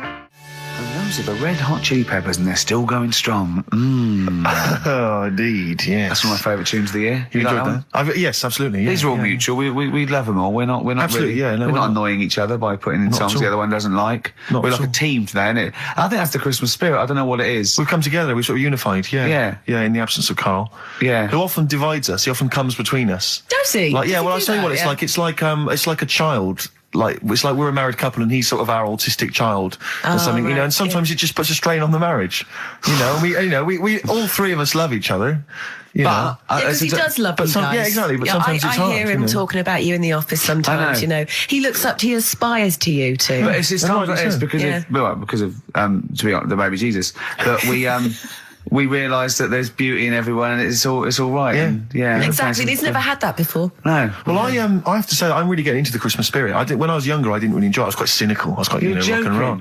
But now I'm sort of, I walk in a department store, and if there's one of the old, chestnuts are roasting on an open fire, which are that classic tune, or any of those. I thought you were one of those old boys that stand outside the British Museum. Right, yeah. No, right, you mean the tune, yeah. You know, that one, or, how does it go? Chestnuts roasting on an open fire? Chestnuts roasting on Jack Frost nipping at your nose. But I can't get enough of them. I love it. I'm in a department store, it's frosty outside, it's warm in there. Have you ever roasted your chestnuts on an open fire? I have never done that. No, Imagine I have not done that. I have not done that. Just backing up to it like that with your little chestnuts hanging out like a bulldog. What would you be wearing? You'd probably just, I imagine you'd have your dressing gown on, you'd just hiked it up Just slightly, pull so it your up, arse was showing. pop them down, like, tuck it in like a lovely lady. Yeah. So like a lovely lady from the front, but behind, it looks like a bulldog dragging a tree. And you just pop them in the grate. Yeah. And you would, because you want to be careful of too much roasting, so I imagine you'd want to just kind of Like ease yourself in slowly. Lightly toast them. And if it feels too hot, get out of there. Get the hell out of there. Yeah. You know, that's, if any kids are listening, try that. No! What? No. Like there's a kid thinking, I'm going to roast my chestnuts on an open fire. I don't think there's even a child that's I doing don't want that. someone to do it, and then the parents go, and Steve Merchant's told our children to do it. We're probably we're probably in trouble now because of that. Where's a kid going to find an open fire like those? I mean, it has to be the sort that they use, those kind of barrels. It can't just be open fire at home. That doesn't count. That's just stupid. If you're going to do it properly. Oh, no. We're having such a nice time there. We've lowered the tone. I'll tell you what'll perk us all up, though. Richard Anderson has emailed us. He's loving the show, is he? Well, I don't know if you've heard this, Karl. Karl, I've called you Karl. That's okay. That's okay. I'm Claire. Pleased to meet you. Is it the shaved head or the skipping teeth? Yeah. It was the k sound. Because didn't I call you Arthur or Jack or something last time? You called me, I can't remember. I don't know, but it was quite embarrassing. Claire, I'll be honest with you, Claire's quite an unmemorable name. Yeah, I know. But yeah, Dickie Anderson, he's a guy, I'll be honest with you, he's not a big fan of the show. But Is he not? well, we're getting into winning round. He says, dear Ricky, the more disappointing your show becomes, the more I seem to look forward to it. Now I see your face plastered across London. Is your show some sort of curse put on me by an old gypsy woman I've annoyed? You know, good point, Dickie. But Dickers. but Randers, as I call it. He can't listen now. I know what he's doing. Yeah, he's tucked him in. He's backing into the fire as we speak, and he wants to roast them until they spit. Oh dear. Thanks for listening, Randers. It's a Merry Christmas to you and Happy New Year. And as you know, you got a lot to look forward to because our first hour is always the best. That's exactly So you're going to be loving it till 3, cockers. Oh dear. What should we play? Well, this is I every so often I get sent a CD by a friend of mine, Harry, who just sorts me out with tunes that I may have missed. That's such a good idea. It is a great idea, fantastic. and this is one that I think it came out this year. It's a Teenage Fan Club, and they teamed up with Jad Fair, and I think it's a mixed bag, the album apparently. But this is one of the good tunes on it. New to you. I'm running out of steam now, Steve. A bit tired. Are you? So I've got 15 minutes to do. So we better think of something to say. Well, I genuinely was going to ask you because obviously Christmas is approaching, and I've not even started to think about Christmas gifts. I don't know how you're getting on, Claire. I never do. But Claire, you're aware of what Ricky bought his family last year, aren't you? Oh yeah. Do you know, I am because he told me and I've completely forgotten. It's extraordinary. It is extraordinary. I mean, how much thought and planning went into it? Right, well, I was pressed for time. How many kids were there? How many people were there? This is it. I've got a big family, okay? Well, not big, but I mean, they've got lots of kids. So I'm sort of youngest in my siblings, and so they've got kids ranging from like 30 to babies. And there's about 15 of them. And you buy them all? Yeah, I'll try and get them. All. Nice. So what is it? Wait. So I got a lift down, and I thought, what can I get? I thought, I can't just give them the money. I'll stop you there straight away, if I may. What? You notice he's on the way down for Christmas Day. Oh right, so he's on the. Oh right. He's on the way down. This is when he starts. Boxing Day. So this is when he starts to think about buying them a gift. Yeah. On you go. So I was getting a lift, and Matt was going to lift down. So just before we got there, I just ran across the road to the 7-Eleven, got 200 quid worth of scratch cards. Scratch cards. Bear in mind, I think you were describing the family then. I noticed some of them you described as babies. Well, I mean, yeah. So, children? Yeah. You're giving the children the gambling cards. But that's lovely. I give them 10 each, so they could have won thousands of pounds. A lot of them were disappointed when they won nothing, but I said, kids, that's the gamble. That's the risk you take when you receive a gift from me. But the great thing about getting some of them won. Some of them were laughing. But the great thing about getting kids hooked on gambling as a Christmas gift is Right. We've got Rockbusters. That's rolling. There's people coming in. They're getting them right.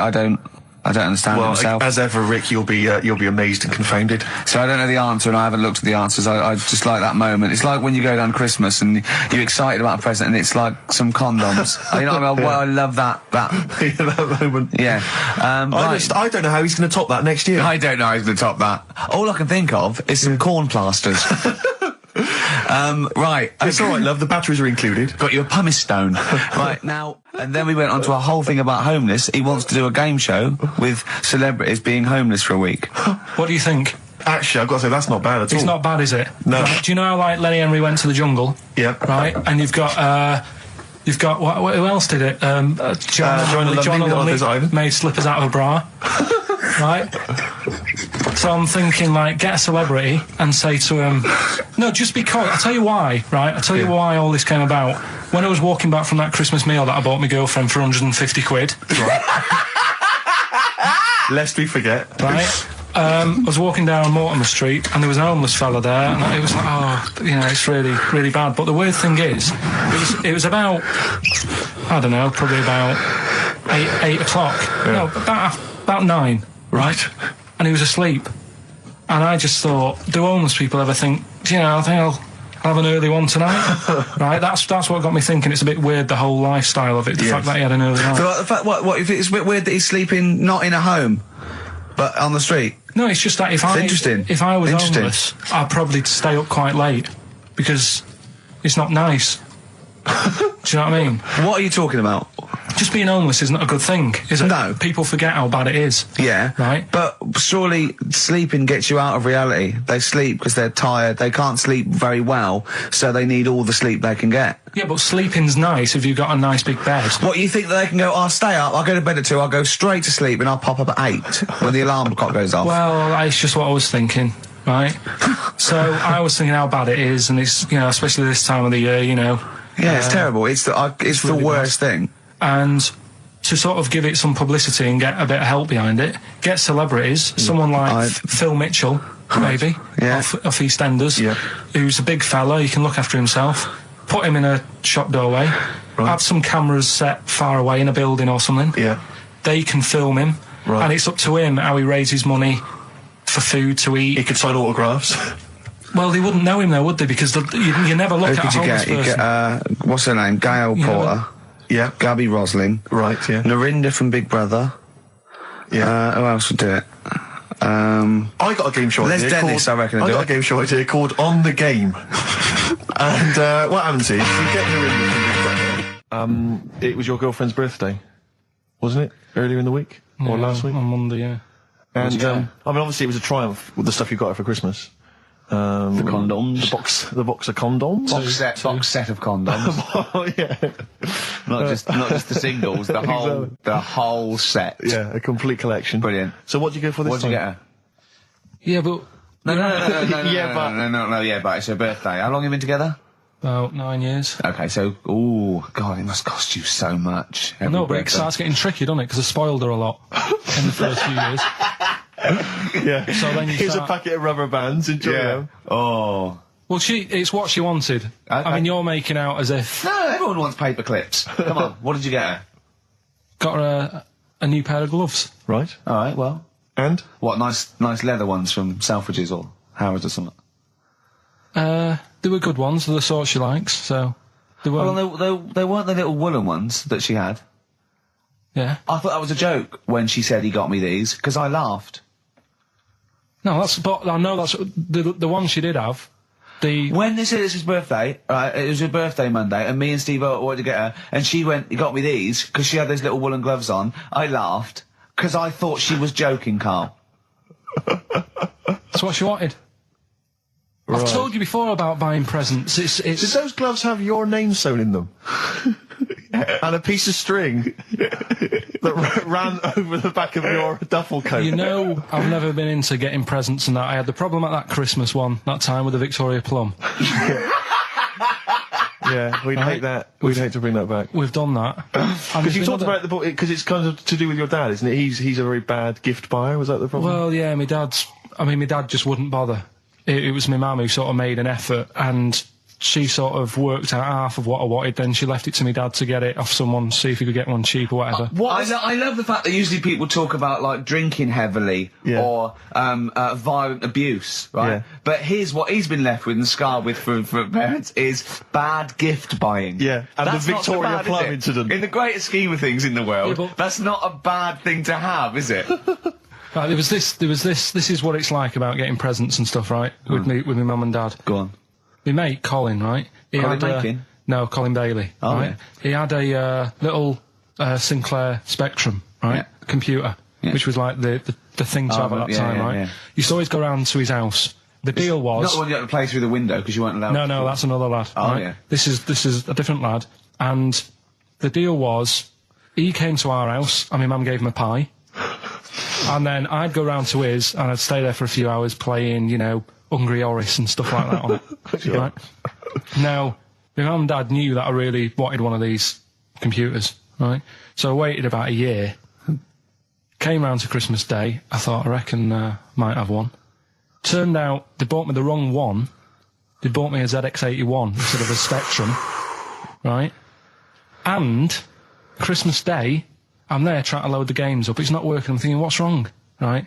And the thing with me when I was a kid, I used to get quite sort of agitated. This quite is easy, the moment. right? I found out that it needed a RAM pack to make it work, right? Looking in the thing and it's saying, and make sure you put your RAM pack in the back. And I was like, oh, where's the RAM pack? And my dad's going, I don't know, I've got you the main bit. That's it. So I was that wound up, I just was sick, right? Just sick. I didn't feel sick or anything, I just was like, oh God. Went to the sink, just sick. Because I was that on edge about it. I said, come on, we've got to get one. And my dad's like, Tandy's shut. We're not gonna get anything today. Ruined again, Christmas Day. That was after the year when my train set got blown up by our kid.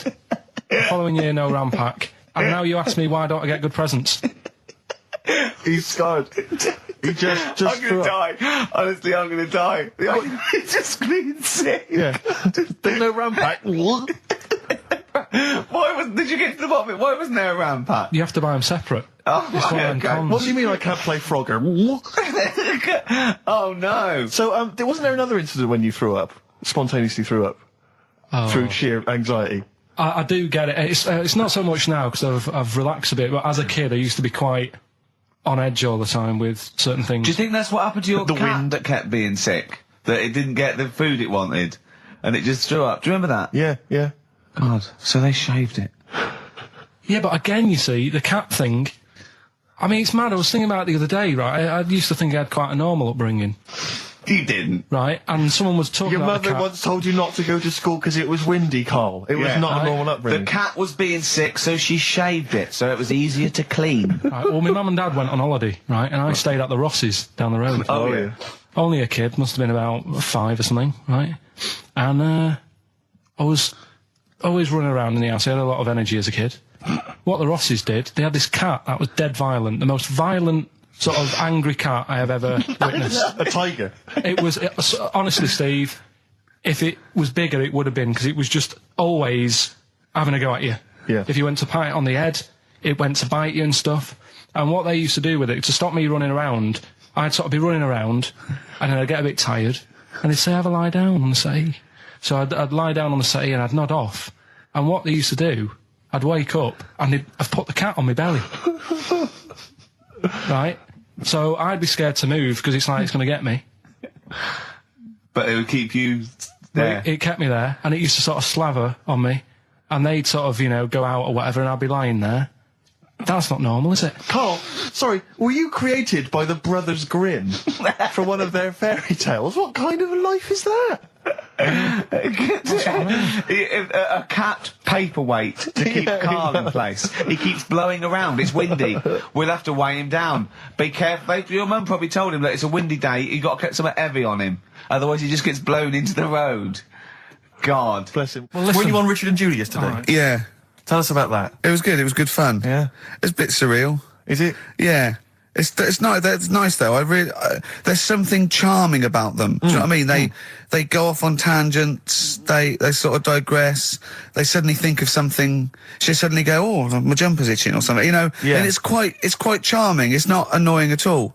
Yeah. And I'd never seen them do it through before. And I hope I didn't insult them because I said it was like an adult Blue Peter. Right. But in what way?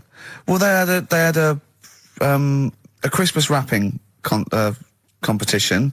Right. Then they had a Christmas wrapping competition. And then they had that wasn't them doing kind of hip-hop. Then they had what the French people are like. There was didn't quite understand that living in France. Then they had a woman who relived Elizabethan Christmas. The bit that made me laugh was she was sort of announcing this through an Elizabethan microphone and PA to all the people sitting around dressed. I'm a bit confused. This sounds fascinating. It was good though. And at the end I said, next week I'll be washing a tortoise and that. Yeah. And the producer said, if you do want to make something for the show, we'll definitely feature it. So I might make some of those things. We should play a little record and come back to this, because I can't believe it started with you slagging him off, Rick, and I've ended up as the monster. I know. Bit of R.E.M. Yeah. R.E.M. and Animal. To sing that Animals would be R.E.M. and their Animals. What are you talking about? Well, no, I'm just thinking. I wonder if there's done a video for Animals and the Animal on a DVD, an Animals DVD. Huh? What are you I'm talking just about? saying. It's R.E.M. there. It's just a good link. R.E.M. Animals on a DVD would be. I've got an Animals DVD out. You've got an Animals my DVD DVD, my live stand-up's out. Buy it. HMV and I don't Virgin. think you should. Well, no, I don't I'm just think you saying. should plug Animals. your- No, it's I don't funny. think you should 'cause plug your no, stand-up I'm on not the show. plugging it. It came up in the Animals from REM. I don't think you should plug your DVD. Well, buy it now. It's a really good stand-up DVD. It's If you're going to buy anything, I think I ought to balance this out really. If you're going to buy a DVD, you should probably buy the Office series too, because I get money for That's that. been on telly. Animals. See, Animals hasn't been on telly. The Office has been on telly. It's bored with it. But I don't get any money for No, the I know, Animals but that's DVD. what I mean. I get wasn't everything involved. from Animals, whereas I've got to share The Office, where it was with you and some of the other actors, whereas I get the lion's share. Lion's an animal. The lion's share of Animals. It's all mine, you see. So, the truth of it is that it's not. I mean, it's your stand-up, and it's not great. It's a bit but weak. nor's my A acting. lot of the observations Nor's my are quite acting or poor. writing. No. You're a but great actor. I'm rubbish in The Office. One trick pony. Well, I I just agree with touch that, my but- tie and I look at the camera, bored with that. Yeah. Animals, whole new side. Yeah, but 15, frankly, you've been 15 quid. You've been doing so much publicity on TV that, if people have seen it all, they'll have probably seen all the best clips. No, yeah, And, but The there's only a Office, couple of decent It's gags. only really the dance, and you can get that on a JPEG. So Some other great stuff Don't in buy there. The Office. There's some other great stuff in there. No, Phoenix Nights is better than The Office. So buy Phoenix Nights, don't buy The Office. Okay? Well, right, let's get on with it. That's yeah. that. Right, what else has You've happened? probably heard most of the stand-up observations on this show, so... Right, what have we got for us? Available in HMV. Go on. Oh, wow. I'm annoyed. Office. I was walking away from the show last week. I was walking towards Berry Street. I like to look at the records and the record shops. And I was on my mobile phone, and I was chatting away to someone, and what can only be described as a prostitute... Go on. Stood on the street corner. Was she a woman that gives you sex for money? Yes. That is a prostitute. Yes, that's what I thought. Go on. And as I was walking by, she said, "Do you want to buy sex?" Now, You sure it wasn't a market trader giving 6 plums or No, it was something? definitely 6 for a quid? No, it was definitely Go a on. prostitute. Yeah. And what annoyed me about it, what I wanted to pick her up on something, was the fact that I was on my mobile phone. It's like, can you imagine? She was rude. Who would what am I going to hang up? Sorry, Mum, can I call you back? I've You just know, had an you know, offer. you say you want me to meet more women. And you sent me that 30 quid Exactly. for my birthday. Yeah. Sorry, Mr. Johnson, I'm really excited about the job. Can I call you back? I'm just going to negotiate with a... Carl's getting very excited, as we all are, about his new... Should we let him do a little taster for us? Well, I'm very excited about it. I mean, So the gist of it, what is it? What is it exactly? Right. Is it a game show or is it a competition? It's just thought it's something that, you can play, and also people at home can take part in it. now, would they phone in about this, or they can just play at home while they're listening? They can just play at home. Okay. You mean we haven't got any prizes? No, there isn't. No, I think we could get him to phone in, maybe. Well, I don't know. Let's hear the game idea Yeah. first. Right, it's music related. Okay. Good. And what I do is I sort of tell a little story, Okay. and that story makes up a song title. All right. Well, it sounds ambitious. So, Is it a cryptic clue? could be. Say like this, right? Oh, dearie me. Oh, dearie me. Say like this. Right. This woman, right, she's pregnant. You know the answer to this one, so don't be saying anything. This Okay. is just aimed at Steve. Okay. Right. This woman has a baby. Yeah. She's pregnant, has a baby, and the doctor's there in the hospital, going, "Oh yeah, you've got a lovely little baby Oh, here. you told me that this is... Oh, this guy. Got a lovely little baby. It's just coming out now. You'll be able to see it in a minute, and it's like covered in gunk and stuff. Yeah. And he's going, yeah, it's nearly here. It's coming out. I see its little head and that, and he gets hold of it, and it's full of all this gunk, right? The baby's full of gunk. Yeah, like the Covered in gunk or full of gunk? covered in it. Right. And he goes, here you go, get hold of your baby, and he drops it. Right. What song's that? There's so much irrelevance there, Steve. I can't tell you. It's not a cryptic clue. It's not a cryptic clue. Because only... I mean, the gist of it is relevant. That isn't the best one. That's just... Right. I mean, there is just... There's things there that you were dwelling on and thinking of pun. Don't. Just go for gut instinct. What was it? What was that? Right, I just need to try and get the basics of this. There's a woman, she's pregnant, she has a baby. Yeah. The baby's covered in gunk. Yeah. Right. And because of the gunk, the doctor drops the baby. Yeah. And that's all I need to know. Yeah, that is all you need to know. Yeah. The pregnancy is largely irrelevant. Okay, what are the key elements? It's the birth and the doctor dropping it that are the irrelevant, the The relevant birth thing. and the dropping of the baby. I've absolutely no idea. I can't even begin to guess. Think about what's happened here. Oh, Karl, She's had a isn't- baby, the doctor's trying to deliver it, he's saying it's a nice little baby you've got here. This is all irrelevant. This is all irrelevant. Right, let me tell you this. So just to be fair to Steve, so he can get into your mind. Right, this is not a traditional cryptic clue, logical problem. Or this is Karl. What song am I thinking of? Right, that is Underworld, Born Slippy. I have to say, actually, that makes textbook sense. Yeah. No, that does actually. No, I'm sorry. Do you like all the story about it's all right, you can see it in a minute, or is it covered in gunk? Yeah. No, I agree there is some extraneous detail, Yeah, but I have okay. to say Yeah. that Born was good, because it was, that's the look of it, was Yeah. Born was good, yeah. and Born Slippy, no, I was quite impressed by that, Karl. I have to say, no, to be fair to you, I'm not just patronising you. Oh, well, wow. I actually think that was really good, and I disrespect Ricky Gervais for slagging that off, because I actually think that was quite Well, good. let's go ahead with it then. On your I head, feel be it. we could maybe open this up to email correspondence or Okay, or the let's phone go line. for it then. Okay, this is Karl Pilkington's new game show idea. It's Just what's the song? Karl Pilkington presents What's the Song? Ladies and gentlemen, please welcome to the stage Mr. Karl Pilkington. There's a fella who was in a coma for 20 years. Just they kept like taking him through like the normal day. They take him to Alton Towers and stuff. Doesn't know anything about it. Just kept going through the motions. Don't know if they kept charging him. Kept putting him through all that. He eventually came out of it. 20 years. and went, stop taking me to Alton Towers, it's shit. I just thought, and imagine how much stop post he had. making, eh? How much post?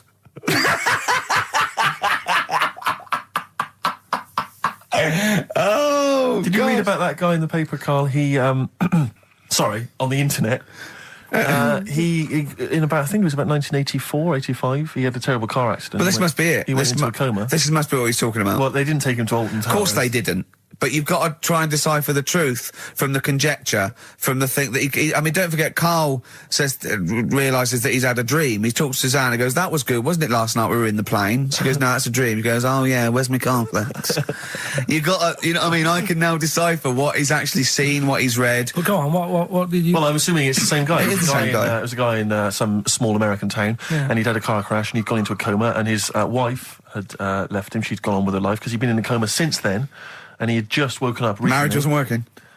Marriage wasn't working. He just wasn't paying enough attention. She was pregnant at the time, and so now his daughter is basically the same age as he was when he went into the coma. And he's just started coming around. He's just started making jokes. They said, how do you feel? He said, horny, which I thought was quite witty for a man who'd been in a coma for however many years. But anyway, yeah, so he's slowly trying to rebuild what life he can. That's what do you make interesting. of that though? Because the thing is that he's missed. Imagine what he's missed, Karl. Imagine the music that he's missed. The Live TV Aid. programs. Missed the Live news. Aid. Live Aid. He He missed The Phil Spice Collins Girls. playing in 2 continents in one day. Which, frankly, I'd be devastated if I discovered that. Missed happened. Bros. Yeah. Yeah, so he doesn't. So he put on ripped jeans and they go passe. They just have to send him a series of those I Love 1986 Exactly. programs with Kate Thornton filling him in on what he's missed. Exactly. Peter Kay reminding him of space operas. Yeah, he Richard remembers Blackwood those. talking rubbish. Yeah. So, Extraordinary though, isn't it, Karl, to think? No, obviously So, not. had he aged much? Because he hadn't had any problems or anything, no worries. well, Is that he probably wouldn't have physiologically. He probably wouldn't have the wear and tear of a 43-year-old man Was that a good because kid? he wouldn't have had sun. He wouldn't have had sort of nicotine, beer. Unless they were just feeding that to him. Yeah, anyway, To try and still, bring him round. yeah. So You'd feel groggy though, wouldn't you? yeah, you might feel a bit groggy. Yeah. Well, he's not fully back to normal. I mean, there's No, some it's- kind of residual brain damage. Yeah. But nevertheless, he can form sentences. He's got no real memory, so he can't remember a lot of things. It was just when I saw Karl, it. have you been in an accident? So we just had a text here that says, and I don't know what truth there is in this, as ever, but John says there is apparently a nude bike ride today in Hyde Park. Now, I can't believe that's the case, because I don't think it's allowed, is it? You can't ride around with your I don't veg, know. can you? I don't know. Why would you want to? Well, good point. On a bike? On a bike, I like the fact that that's what disgusts him. I want. Do you know what? If we did appeal for a nudist to call in, I'd want a very specific sort. I want a German nudist, a middle-aged man called Helmut. Okay. If there is any, or the closest one to it. So I want a middle-aged man from Germany. If your name is Helmut, you're in. But I'll accept Hans. Karl would be good, Okay, wouldn't it? all right. Yeah. I think I'm wondering if the age might. Maybe we could we broaden that Okay, out just a German nudist bloke. right. Could he at least be fat? Could I find a fat German fella? If your name's Helmut, we're going to give you a big prize. Yeah. But, any fat German fella who likes to get his sausage out. Sure. Okay? It's sauerkraut. Yeah. What's the phone number? 0871 222 1049. It'd be good just to get an email or a text over the contact, wouldn't it? And then I can just call them up in the week. Sure. And 83936 is the text number. I don't know what our audience demographic pans out like, Rick, but I'm suspecting that's probably a fairly small fraction of our listenership. I know, but, the fat there must be German someone out there, if you nudists. know a fat German who likes to get his tackle out, phones are going. Phones going. Straight away. Just answer it, Carl. Just answer it. Just potluck. it could Just- be anything. Well, just see what it is. To be fair, it could be a nutter. It could be a nutter. But just say hello. Just tell you it's If not it's straight away. important, he'll stay there, won't he? He'll stay there. Well, answer it.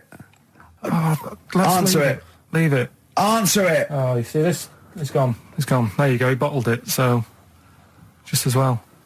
Well, you took too long to answer it. There's you a don't- vicar in Australia who started sort of doing his services and all that in nude. Hot, isn't it, though, out there? Yeah, Where'd but you get this churches aren't. Churches are pretty cold. It was on some website. Of course it was. Yep. Just saying about a vicar and that who's there's a lot of nudists and that who want to get married. Do it, don't mess about with the wedding dress and that. Just snip up. Cheaper, isn't it? Well, I also suppose it's so, I suppose if you believe in God, you believe that, that's the way to be, innit? Because Adam and Eve and that. Yeah, but then in Adam and Eve, the shame made us dress up, didn't it? Yeah. Eating the apple and things. Yeah, but God didn't want that, did he? No, he wanted to see it all. He was loving it. He was having a whale of time getting a life full of all of that, and then the snake said, snake. cover yourself up. Stitched him right up. No, I stayed up and watched. There was a thing on about Dracula, Right. What, Dracula? and I found a flaw in it. Go on. Not the fact that he's the living dead and No, and drinks blood to stay alive and he doesn't reflect And he can in turn into a mirrors. bat. Well- and you can go on. the mirror thing. You can't look in mirrors, can he? Well, he can look in mirrors, but he can't see himself in a mirror. Yeah. That still doesn't work. Go Okay, on. go on. It doesn't work at all, Carl. It doesn't work Go anyway. on. Well, Centre parting's always really neat. His centre parting's always... how does he do it if he can't look in the mirror? Blood on the floor or something it was called. Rubbish. I love the flaw in the Dracula film is that his centre parting's too neat. How does he do it without a mirror? Oh. Was it a documentary about Dracula? No, Yeah, there was the real it's Dracula. The real called- Dracula. Yeah, the real Dracula. The It's true just a story. film. It had blood on the floor or something. It's called. Yeah. It's rubbish. I'm here for my ears. Right, there was this. This is what it's like about getting presents and stuff, right? With my mum and dad. Go on. My mate Colin, right? He Colin had Makin? no, Colin Bailey. Oh, right? yeah. He had a little Sinclair Spectrum, right? Yeah. Computer, Yeah. which was like the thing to Oh, have at that yeah, time, yeah, right? yeah. You used to always go round to his house. The deal was Not the one you had to play through the window because you weren't allowed. no, that's another lad. Oh, right? yeah. This is a different lad, and the deal was he came to our house, and my mum gave him a pie. And then I'd go round to his, and I'd stay there for a few hours playing, Hungry Oris and stuff like that on it. Right? Now, my mum and dad knew that I really wanted one of these computers, right? So I waited about a year. Came round to Christmas Day. I thought, I reckon might have one. Turned out they bought me the wrong one. They bought me a ZX81 instead of a Spectrum, right? And Christmas Day, I'm there trying to load the games up. It's not working. I'm thinking, what's wrong, right? And the thing with me, when I was a kid, I used to get quite sort of agitated. This is quite easy, the moment. right? I found out that it needed a RAM pack to make it work, right? Looking in the thing and it's saying, and make sure you put your RAM pack in the back. And I was like, oh, where's the RAM pack? And my dad's going, I don't know, I've got you the main bit. That's it. So I was that wound up, I just was sick, right? Just sick. I didn't feel sick or anything, I just was like, oh God, went to the sink, just sick. Because I was that on edge about it. I said, come on, we've got to get one. And my dad's like, Tandy's shut, we're not gonna get anything today. Ruined again, Christmas Day. That was after the year when my train set got blown up by our kid. The following year, no RAM pack. And now you ask me, why don't I get good presents? He's scarred. He just I'm gonna die. Honestly, I'm gonna die. He's just clean sick. Yeah. There's no RAM pack. What? Did you get to the bottom of it? Why wasn't there a RAM pack? You have to buy them separate. Oh, It's one of them okay. cons. What do you mean I can't play Frogger? Oh no. So, Why have you got a headache? You got a headache? Just a bit stressful because the moves on this week. are you moving house? Oh, by the way, the XFM listeners came round to my house and bought the futon and table. Did they? Well, they're happy with it. Quite normal. They were well happy. Yeah. Couldn't believe the luck with it. What do you mean quite normal? What do you mean quite normal? Well, it's always a bit scared, isn't it, getting people round. I imagine they were scared. Well, And were they excited to see you? Could they? I mean, they were, could you tell that they were pretty pleased to see you? no, I don't think so. I mean, You're Karl Pilkington. yeah, but the fellas sort of, they brought the whole family round, which was a bit odd. Well, it's not often they get the chance to visit a living creek. Anyway, no, they were nice. And you're moving now, yeah? He said he phoned me up today. It was absolutely tipping it down. Right? He had to cycle in. Right? Because he said, because of the move, he doesn't want to leave his bike round there. Right? And he said, and Suzanne, oh, I can't say this in case he's listening, can I? He won't know. He said Suzanne's hired the oldest removal man in London. You should hear him. And the thing is, right, we booked him because everyone else happened to be booked out, but this fella's free, right? So he called up this morning. I've never spoke to him, but he was on the phone. He sounded about 90. Yeah. Carl thinks that he's going to have to do all the work. And the thing is, right, Cheap. it seems to be All he cheap. wanted some Werther originals. Yeah. Right, listen, it seemed to be cheap because it's £50 an hour. But how long is it going to take him? Yeah. Oh, that's So- genius. When's the move on then? When's the? Oh, he's coming round. He came round today to bring some empty boxes, and he was struggling with them.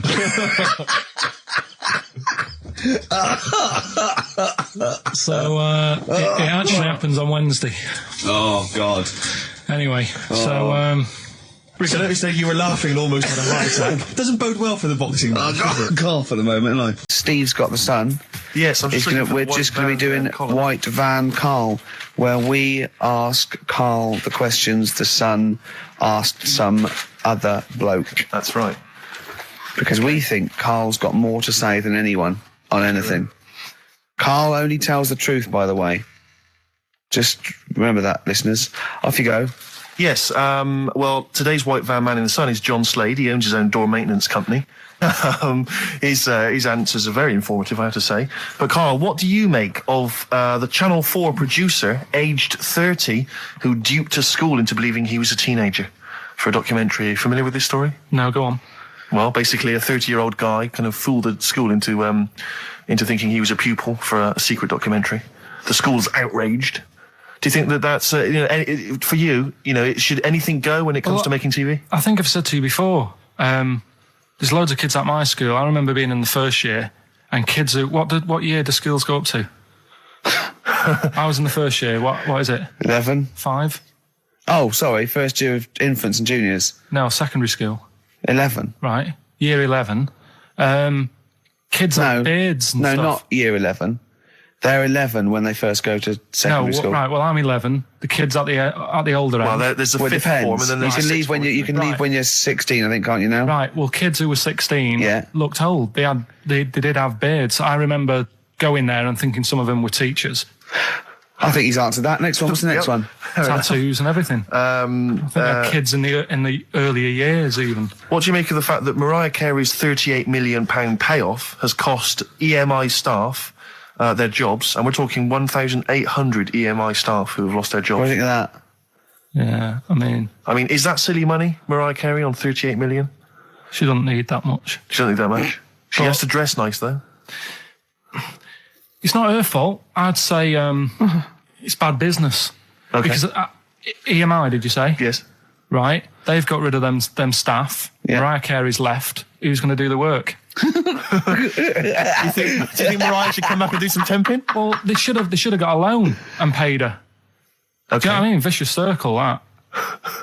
Right. Have you done a business degree or anything? Commerce. You did commerce. Where did you do that? What did you do with that? At school, I'd learned how to fill out a cheque, pay a bill, and I think I had a trip round Kellogg's.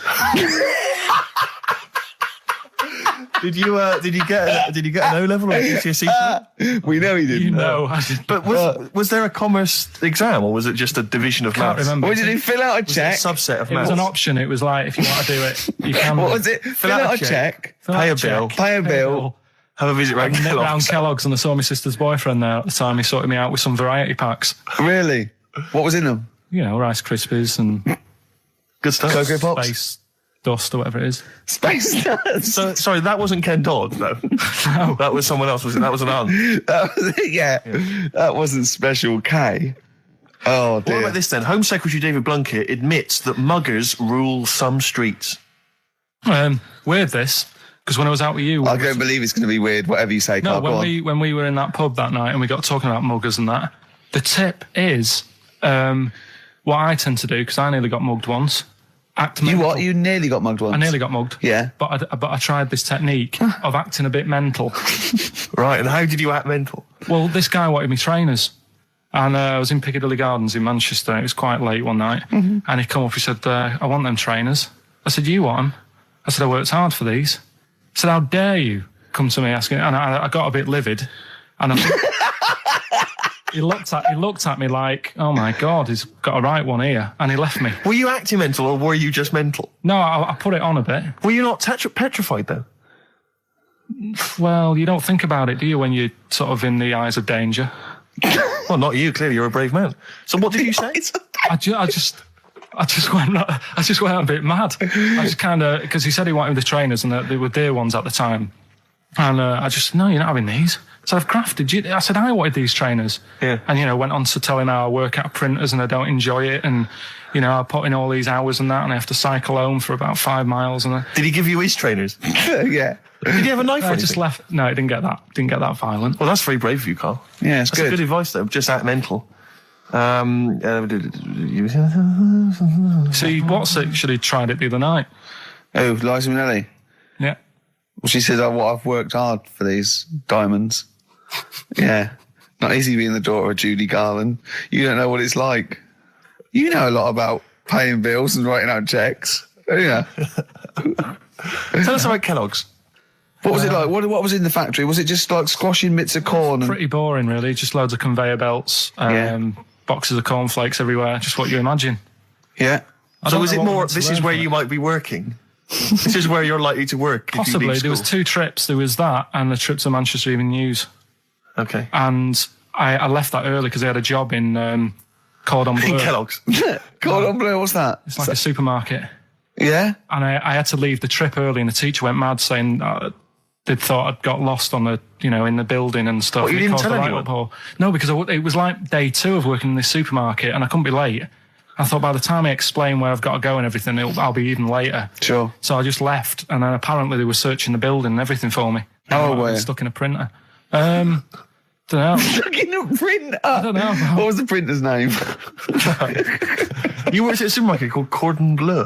Cordon Bleu! Brilliant. That's great, isn't it? It's rubbish. Oh. Got sacked. You had to What'd you get sacked for? Messing about in a back in the car park round the back. Yeah. Right, there was a grid, and all the concrete had gone funny. So when it rains, you got like a big lake, Oh, yeah. right? And I got in. Do you know those big metal trolleys you get to like put all the food in whilst? Oh, yeah. And I got in one of them and pushed myself out into this lake. Of cement. No, Of I water. got full Oh, it of was water water, because it'd been right, raining. right. And I got stuck in the middle, right? And the boss was like, "Where's Karl? He's meant to be doing, facing up the beans." And I was like, You were stranded in a lake. So someone said, I saw him messing about out the back. He came out and saw me stuck in the middle of this lake in a trolley. And he said, "Get back in." I said, Would you say, no, I'm filming sharks? I said, it's too deep. I can't get out. You'll have to pass me something. And he said, "I'm not passing you nothing." He said, "You can get out of there and walk through it." I said, "I'm not. I've got my trainers on, probably the same ones." Yeah, you've risked actually. your life for them. Yeah. I said, "I'm not getting these wet." I said, "He said, what are you going to do?" I said, "I'm going to wait for the water to go down the grid."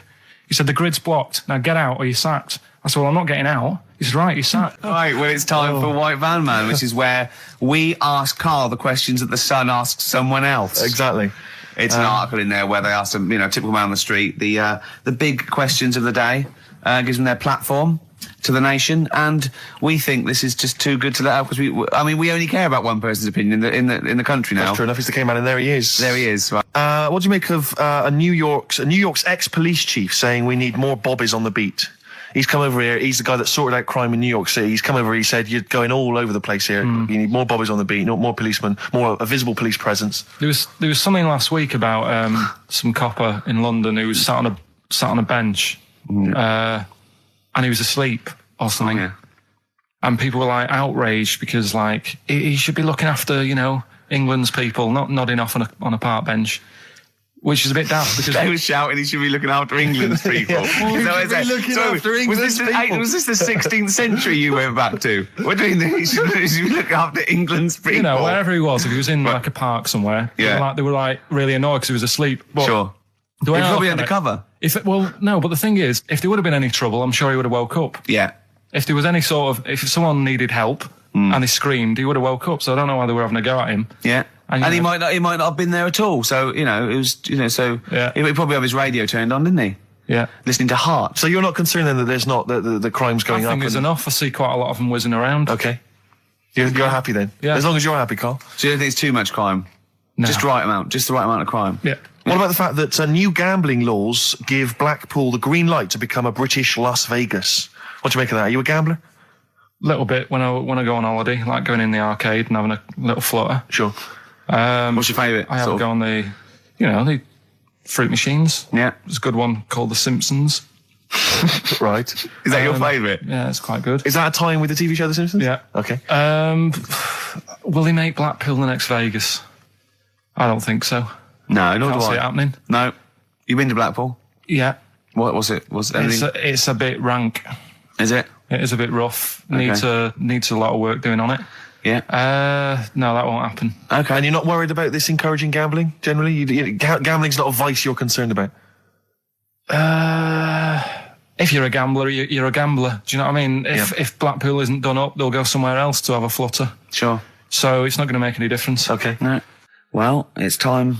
Whoa. Go on. That time, isn't it? Yeah. Play the jingle. And it was just sort of, you could tell that she was clearly probably desperate for crack or a latest fix of smack. So she was literally, the normal etiquette of prostitution, that they hang around, they show some thigh. I've seen this in films. Will ya? Yeah, exactly. Yeah. Take you out for a meal, that sort of thing. That had sort of gone out of the window and she was just there, desperate, running around the streets. Did she go out of a window? Because that's another thing they sometimes do, specialist ones. But I was shocked because I've never been propositioned before like that. Really? In London. That's weird, isn't it? Karl, thoughts? I think you'd be sort of approached a lot because they tend to sort of go for people who look like they haven't got much chance. Sure. And I'm not being mean. No. I've known What do you you a long mean? time. and Sorry, stuff. I'll let you go back to it. In what way aren't you being mean? By saying that No, Steve... go on. Steve knows is a little bit odd looking. I don't think... Well... No, he does. Do you know? Yeah, Before, no, but it's not what he thinks of his looks. Yeah. It's what he thinks of you talking about his looks on... No, but it's on. like how you were talking before about, your eyes are bad. It's nature's little way of saying, look, nothing to see here, right? I don't get that! I don't know what you mean. But when you look in the mirror and that, they've gone, look, he hasn't got the looks, let's make his eyes bad, right? Yeah. Nothing to see here. Yeah. That's what I'm saying, See, they're I- balancing it out, right? Yeah. And it's funny, right? Now we're on the topic. Sorry, Right, I wasn't- Johnny Depp. No, listen, My chest is gonna burst at this moment. Whenever we go because- into this conversation, I always think to myself, Karl, do you know what you look like? I'm gonna burst. Seriously, can I be honest with you? You look like, if you've got like a balloon, a hot air balloon, right? Just a little balloon, like a party balloon. If you drew a little face on it, right, and inflated it about halfway, that's what you look like. right, I wasn't... No, play a record. I don't want to get into this. Listen, It's too intense. now you've got onto this. Let's just nip it in the bud now. I'll tell you something that I wasn't going to tell you because I think it was I don't want to hear it. I don't want to hear Well, it. right, it was on the tube, right? Well, I wasn't. Someone told me they were on the tube, right? And the tube pulled into a station, right? And one of the women saw the poster that's out at the moment with you and Rick on it, right? Yeah. So this woman apparently goes, oh look, there's Ricky. Ricky's on the radio, right? And the other woman goes, oh yeah, don't you listen to it? So she goes, oh, I didn't know it was on the radio. And she goes, oh. I'm sorry, Steve. Look at... Because he didn't sound this bad. She said, oh, look at that person he's with. So she goes, yeah. She said, that's Steve. She said, I was sort of aware that he looked odd because Karl mentions it on the radio. Yeah. So it wasn't as much of a blow to me, but I can see how it was a bit of a shock to you. Yeah. So that's weird, isn't it? Yeah.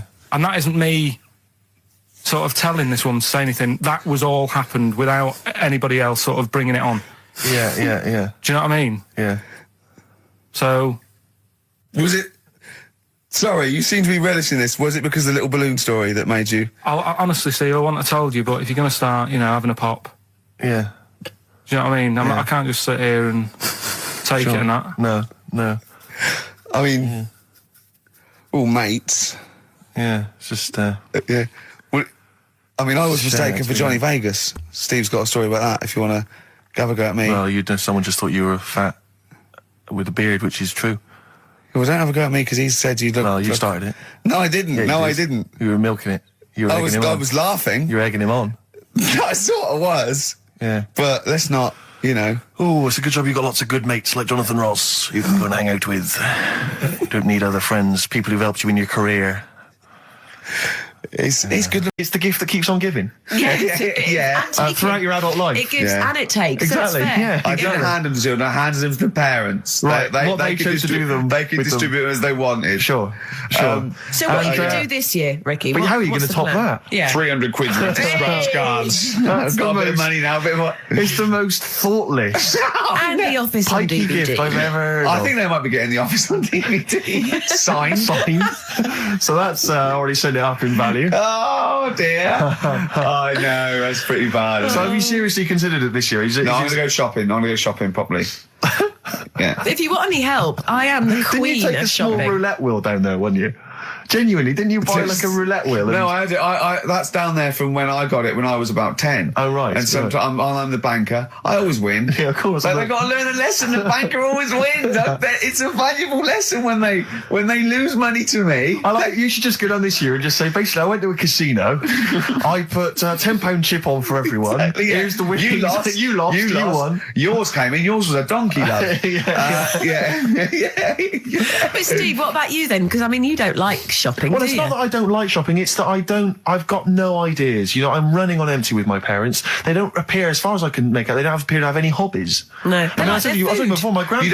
don't like wasting money. I'm not being funny, but you don't like wasting money either, do you? Well, I don't like wasting money, no. But I like to buy something practical for people. I like something which is going to last, something that's value for money. I don't like novelty gifts. Yeah. No, I mean, I think novelty gifts are wrong. I've mentioned to you that my grandparents spend all their time in bed.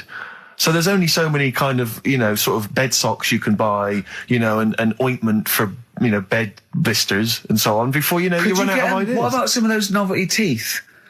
Because that would be, you know, a nice jokey present, and they could probably come in useful for chewing the broccoli. Yeah, exactly. Oh, do you know what would be nice? One of those...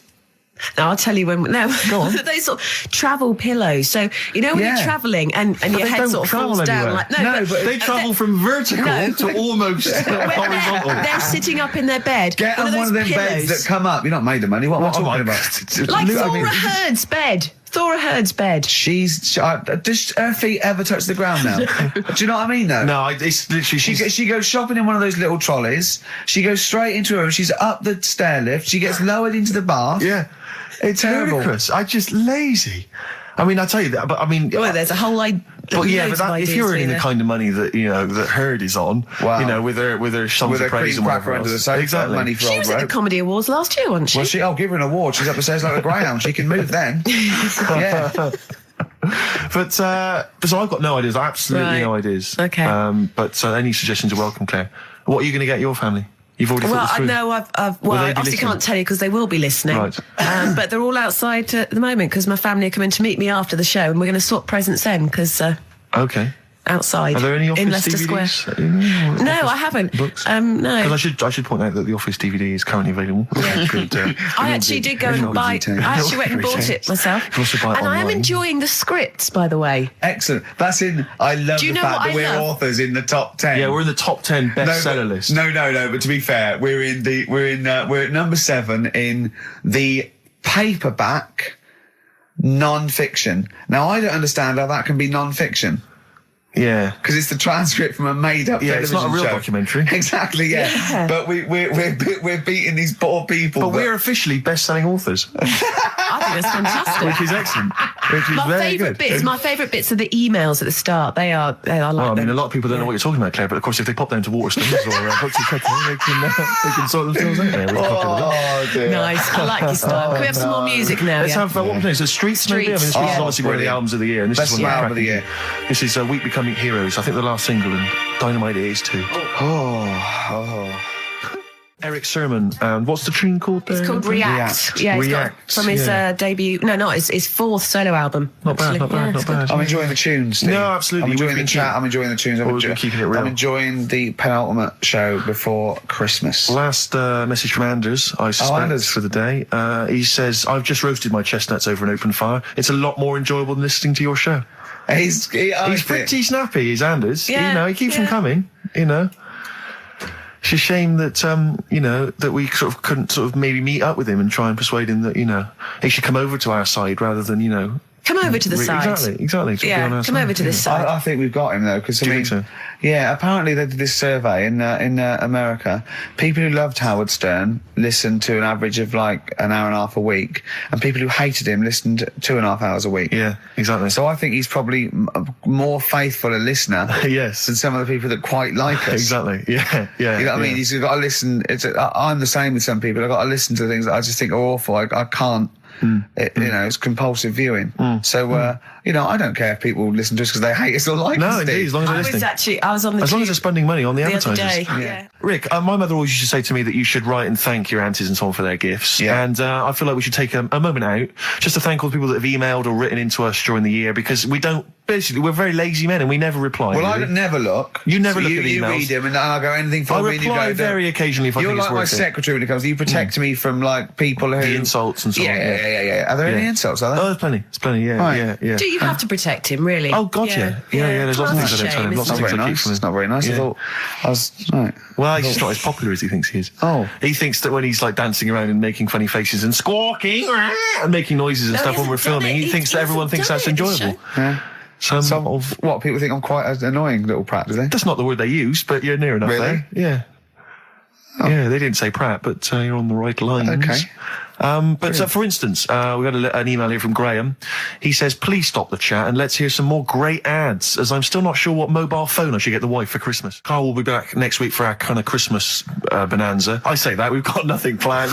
There's no reason why it should be a bonanza. That'd be nice, yeah. But we'll play some Christmas tunes, and no doubt Karl will have some kind of festive game for us, maybe, or a festive, festive trivia. So, yeah, we've had Oasis, Streets, we've had U2, we've had some cracking tunes. Can we get away with playing Nelly?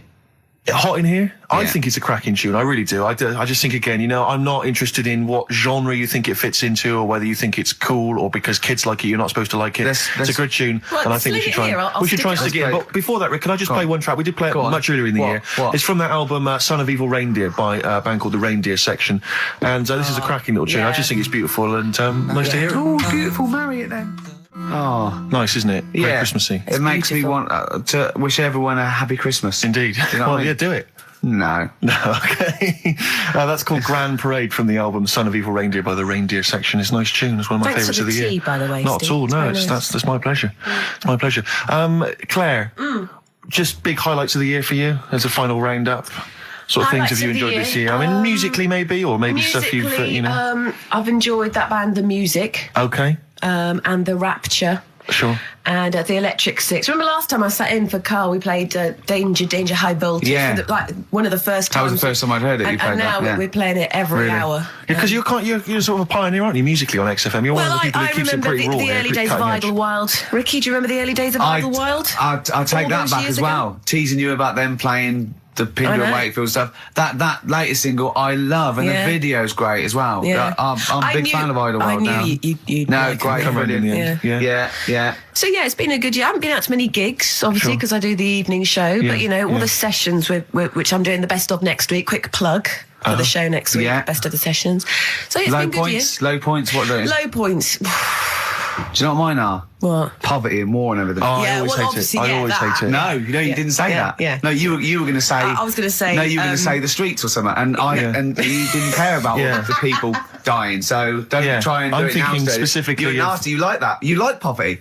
Oh, you like poverty and starvation. Play a record player. That's You interesting. embarrass yourself. That's interesting. What a Near Christmas horrible- time. What a horrible. You hope kids go lame? Evil. That's terrible. evil. That's a terrible thing.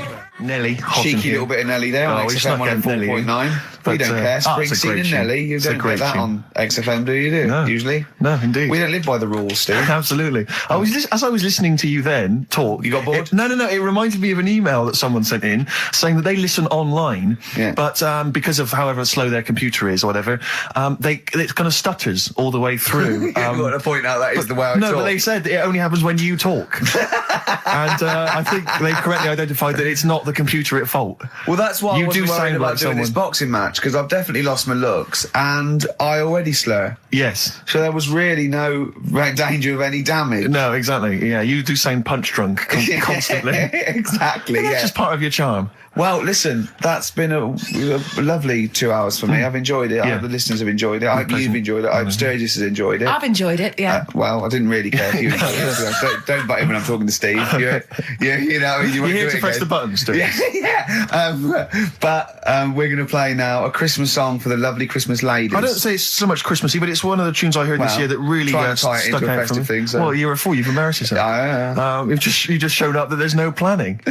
Yeah. This is was given away on a free CD on the cover of a magazine. I just think it's brilliant. It's a Lamb Chop, who are an excellent band always, doing a cover of an obscure Rolling Stones tune And I'll called say what, a Backstreet bloody Girls. good meal as well. True enough. So we'll leave them with this. It's Backstreet Girl, Lamb Chop. Leads us nicely into Knob news. Oh, it's the welcome return of Knob News. Right, okay, it's very much like the news at 10, this, isn't it? I do a bong, or in this case a schlong, and he gives me the headlines, the knob news of the day. The big, where have you collected all this knob news? Was there a lot of knob news this week? it was mental this week. The amount of stuff. The way it works, you give us the bong. Yeah. I'll give you the headline. Okay. Steve decides which stories we're going to talk about. And now on XFM, knob news. Schlong. Man grows knob on his arm. Schlong. Man gets doctors to make him a second knob. Schlong. Turkish prisoners made hole in cell wall to produce third inmate. Schlong. Doctors accidentally remove man's testicles. So, well, can I straight away go for the accidental removal of the testicles? Well, it's happened before, hasn't it? We've talked about that before. Well, how did what did he go in for a tonsillitis? What are they called? Tonsillectomy. And he went in the wrong way. What are you talking about? How can they accidentally remove his testicles? It says, he didn't look at his folder, and the doctor said to the fella, "Oh, we've removed your testicles and we wanted to take out your prostate gland." So that's what happened. There's the story. This is what I mean. That's why I don't like going to the doctors. Yes. It happens, doesn't it? Because all these sort of it's when they say things like, "Oh, it's just we do loads of these operations." That's when they're not concentrating.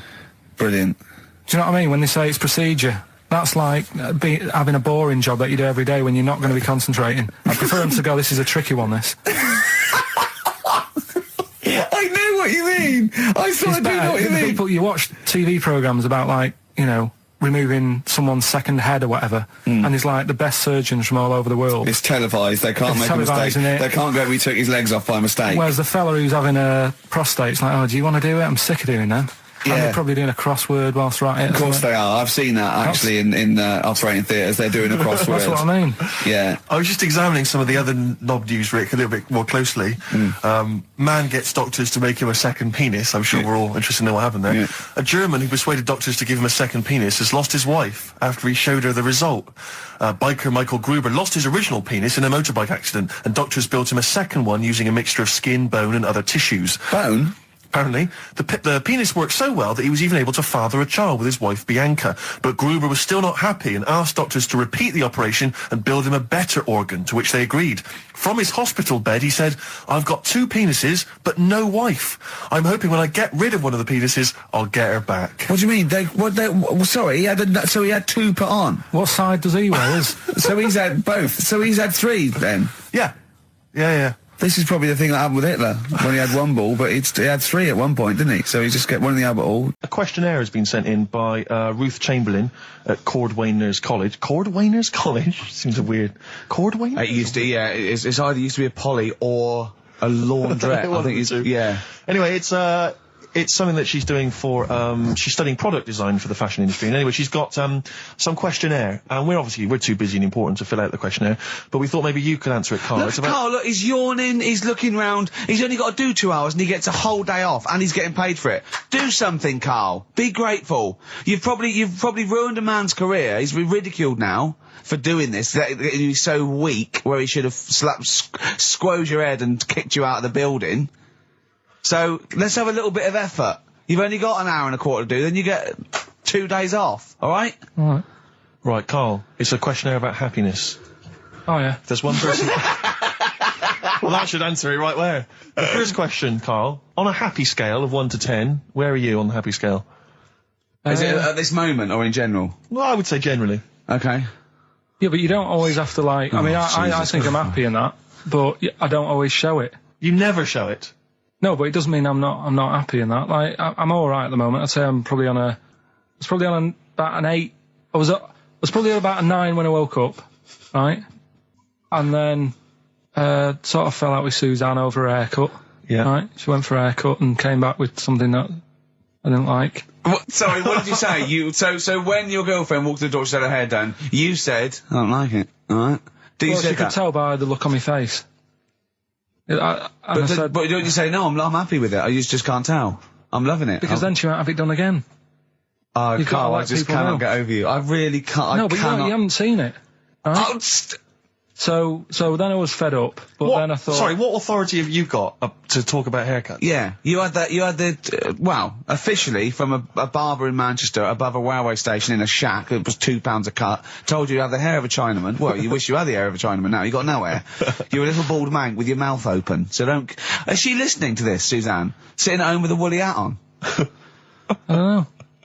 But she knows now, doesn't she? What did you say? What words did you do about it, I just said you look like someone out of Slade. Interestingly, that's what I look for in a girlfriend. Oh, God. Which one is Slade? That one with the funny... Not Dave Hill. Yeah. The one with the crooked fringe and the goofy... She had her teeth done as well, did she? She had 2 front teeth put in. Dumper. So anyway, So prior to that, you're on a 9. Then you saw the haircut, you're on an 8. Yeah. yeah. And Now then, what are you on? I'm probably on about a 6 at the moment. Why? What's happened? Well, while Star Sailor was on, bit more head squeezing going on. So, yeah, about a 5 or 6. So generally speaking, what would you say you are? About on 4. You're on a 4. All right. What would you give someone who wasn't very happy? What would you give them? What are you thinking, Karl? Depends why they're not happy. They're low, okay, so what would you give them? I mean, yeah, depends, innit? If it's someone who's just lost their arms and legs in an accident, you don't give them a lollipop. Sure, or some mittens. Yeah. You give them a hat. Yeah. Yeah. And dare I say it, a smile. A skateboard. Yeah. Yeah. I don't know. You don't know. You got to answer the question. Alright, so hang on, let's assume that you've upset your girlfriend because you slagged off her haircut. What are you right? gonna do You now feel to go and guilty. make her happy? How are you going to cheer her up? And not buy her a baseball cap. I don't know yet. I haven't thought about it because I've got this to sort out, haven't I? So when I get home, get her some gel or something. Oh, God! Oh, Christ. Okay, Oh. and, Oh. alright, just name something that always puts a smile on your face, Karl. It always cheers you up. If you're feeling a bit blue, it always cheers you up. A monkey, innit? Learning something. Right. That's a bit weird. I love the qualifier. That's No, I a think bit it was weird. I think it was 2 different sentences. I think it was learning something. That's a bit weird. Yeah. Oh. Learning something that's a bit weird. Okay, and finally, if you could have something to make you happy, what would it be? Little chimp, wouldn't it? Little chimp in a suit. Well, don't answer for him. Don't put words into me. You could have anything you want. It'll cheer you up and make you happy. What would it be? You can't say a skin of titanium. It's got to be something possible. Yeah. X-ray vision. No. What would you have? It can be conceptual. It could be world peace. It doesn't have to be, a new watch. Let someone else wish for that. Sure. It'd be a waste. Yeah. Why should you do it? And then someone else gets a nice new watch and there's world peace. Exactly. You're walking round, it's nice and peaceful, you know what time it is. He's swanning round, he's got a lovely new watch and there's no threat of him being bombed. Exactly. I'm quite happy the way I am, really. I don't really want Are that you much. really? But you're on a 4. Yeah, You're on a happy scale of 4. Yeah, you're on a 4. Surely you want to get to 10. Surely the point of life is to be on 10. Yeah, but what's a 10? Do you know what I mean? No. What's a 10? Contentment, absolute contentment, joy Bliss. in your heart, Yeah. inwardly and outwardly.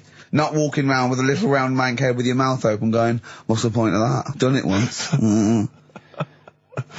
Is that why you've still got all the condoms? Because I've done it once. What's the point of that?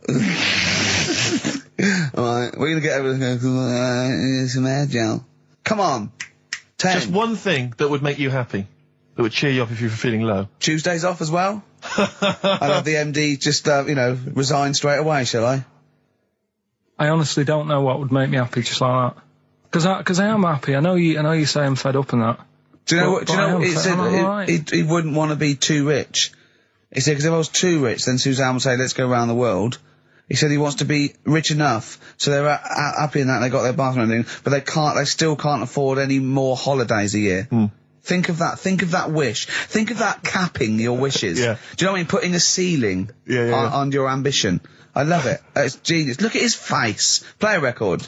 You're an It's idiot. like if you'd won that ticket round Charlie's Chocolate Factory and he'd said, actually, Karl, I want you to take over the factory. It was a test. You'd have said, I just wanted to look around the chocolate factory. Yeah. I'm happy to go back and live. No, he just said, poor. I'll work it, but I'm not working Mondays. Exactly. Play a record. Imagine giving a chocolate factory to a kid. I know. Idiot. Give it to the fat one at least. He Yeah. enjoyed it more. Beautiful. Billy Bragg from his Essential Billy Bragg compilation. Now, I know a lot of people are thinking Billy Bragg, I can't be bothered, politics, and I have to say, buy this CD, skip past every song that is, for instance, there is power in a union. Don't be duped by fascism. Yeah, it's your right and duty to vote. Yeah. Right wing, wrong wing. Exactly. Ignore all that. But just listen to the love songs. His love songs are beautiful. Yeah. It's fantastic. Tonight I celebrate my love for you with a pint of beer and a new tattoo. It's great. Brilliant. Yeah, look, lose the ones about, Exactly. Striking. Yeah, exactly, because we know what we think of that. So, I heartily recommend that. Carl, we're on happiness. Carl, Yeah. I'm trying to explain to Carl that the aim to, is really to get on a 10. Yeah. For I like happiness. the He's fact on that he 4. started on a 9. But I love the fact he's happy with 4. Yeah. I love that. No, but what I mean is, right, I'm not looking for, like, happiness. Right. I'm You're not alright. looking for happiness? What? What's that for? What I mean is, right, I'm happy when I'm not fed up. So what I mean is, I'm happy. Is this in your new book, Psychology of the Mind? What is that? I'm happy when I'm not fed up. That's like an 8-year-old trying to explain happiness. Johnny, what is it when I'm happy when I'm not fed up, miss? Well done. Good boy. That's it. You're happy when you're not fed up. Talk like an adult. Yeah, but that's what I'm saying to you, though. I don't. What? I'm happy most of the time. It's just that when things niggle me, I find that I realise when I'm annoyed more than when I'm happy. But Carl, every time we talk to you, you are whinging about something. You've got something that annoys you. But he's one of those people that if he whinges loud enough, he gets away with it. Like he's in here, I think he goes, I'm really busy. I come in and he's doing nothing. He's chatting, because he's having big, long chats with everyone about how someone's wound him up. Yeah. And they all come in and go, oh, Carl's fed up. Because he's got this show. You know what I mean? He's wormed his way. But hang on a minute. You came in moaning about the Post and that today. Yeah. Well, everyone's annoyed and frustrated by that. There's small businesses going out of business. I'm not. You haven't heard me. No, you're not, because who's sending you letters? No one. You've got no friends. You've said that yourself. Yeah. You've openly declared you don't want friends. This is a bit easier, but I still think it's a good one. So this is, we should explain what this is if you've just tuned in. It's one of those stupid lateral thinking problems. That Karl himself has created. Yeah, that was his homework. Right, this one. It's a fella. He has a normal day doing stuff. Nothing wrong with him. Right? And it's the twist in the tale. It's just like Tales of the Unexpected. Yeah. Just a normal day, nothing wrong with him. Hold on, though, he's got the legs of a fish. Go on. So that's why he's been hiding his legs. So Go on. He does his the legs of a fish. Sorry, can't carry on. He has his working day and that, and then he gets a bit tired. Goes to bed. He puts the light on, leaves it on, goes to bed. Oh, that's crazy. That's mental. I can't think what's happened. Anyway, here's Radiohead. Right, okay. What? The question is, why does he put the light on when he's going to bed? He's had a normal day. He's come home from work. Is that right? He's come home from work, or he's not been working? Yeah, he's just been out? No, he's been working and stuff, I think. You think? You've made it up, Karl. You can decide. So the question is, why has he put the light on when he's asleep? There's a reason that he's put the light on when he's asleep. Has he gone to sleep? No, Karl, don't shrug. You're meant to answer these questions. He put the light on before he went to bed. Yeah, and the question you're asking me is why? What's the scenario? And the light's on and that, but he's gone to sleep. Yeah. He started reading and then he fell asleep.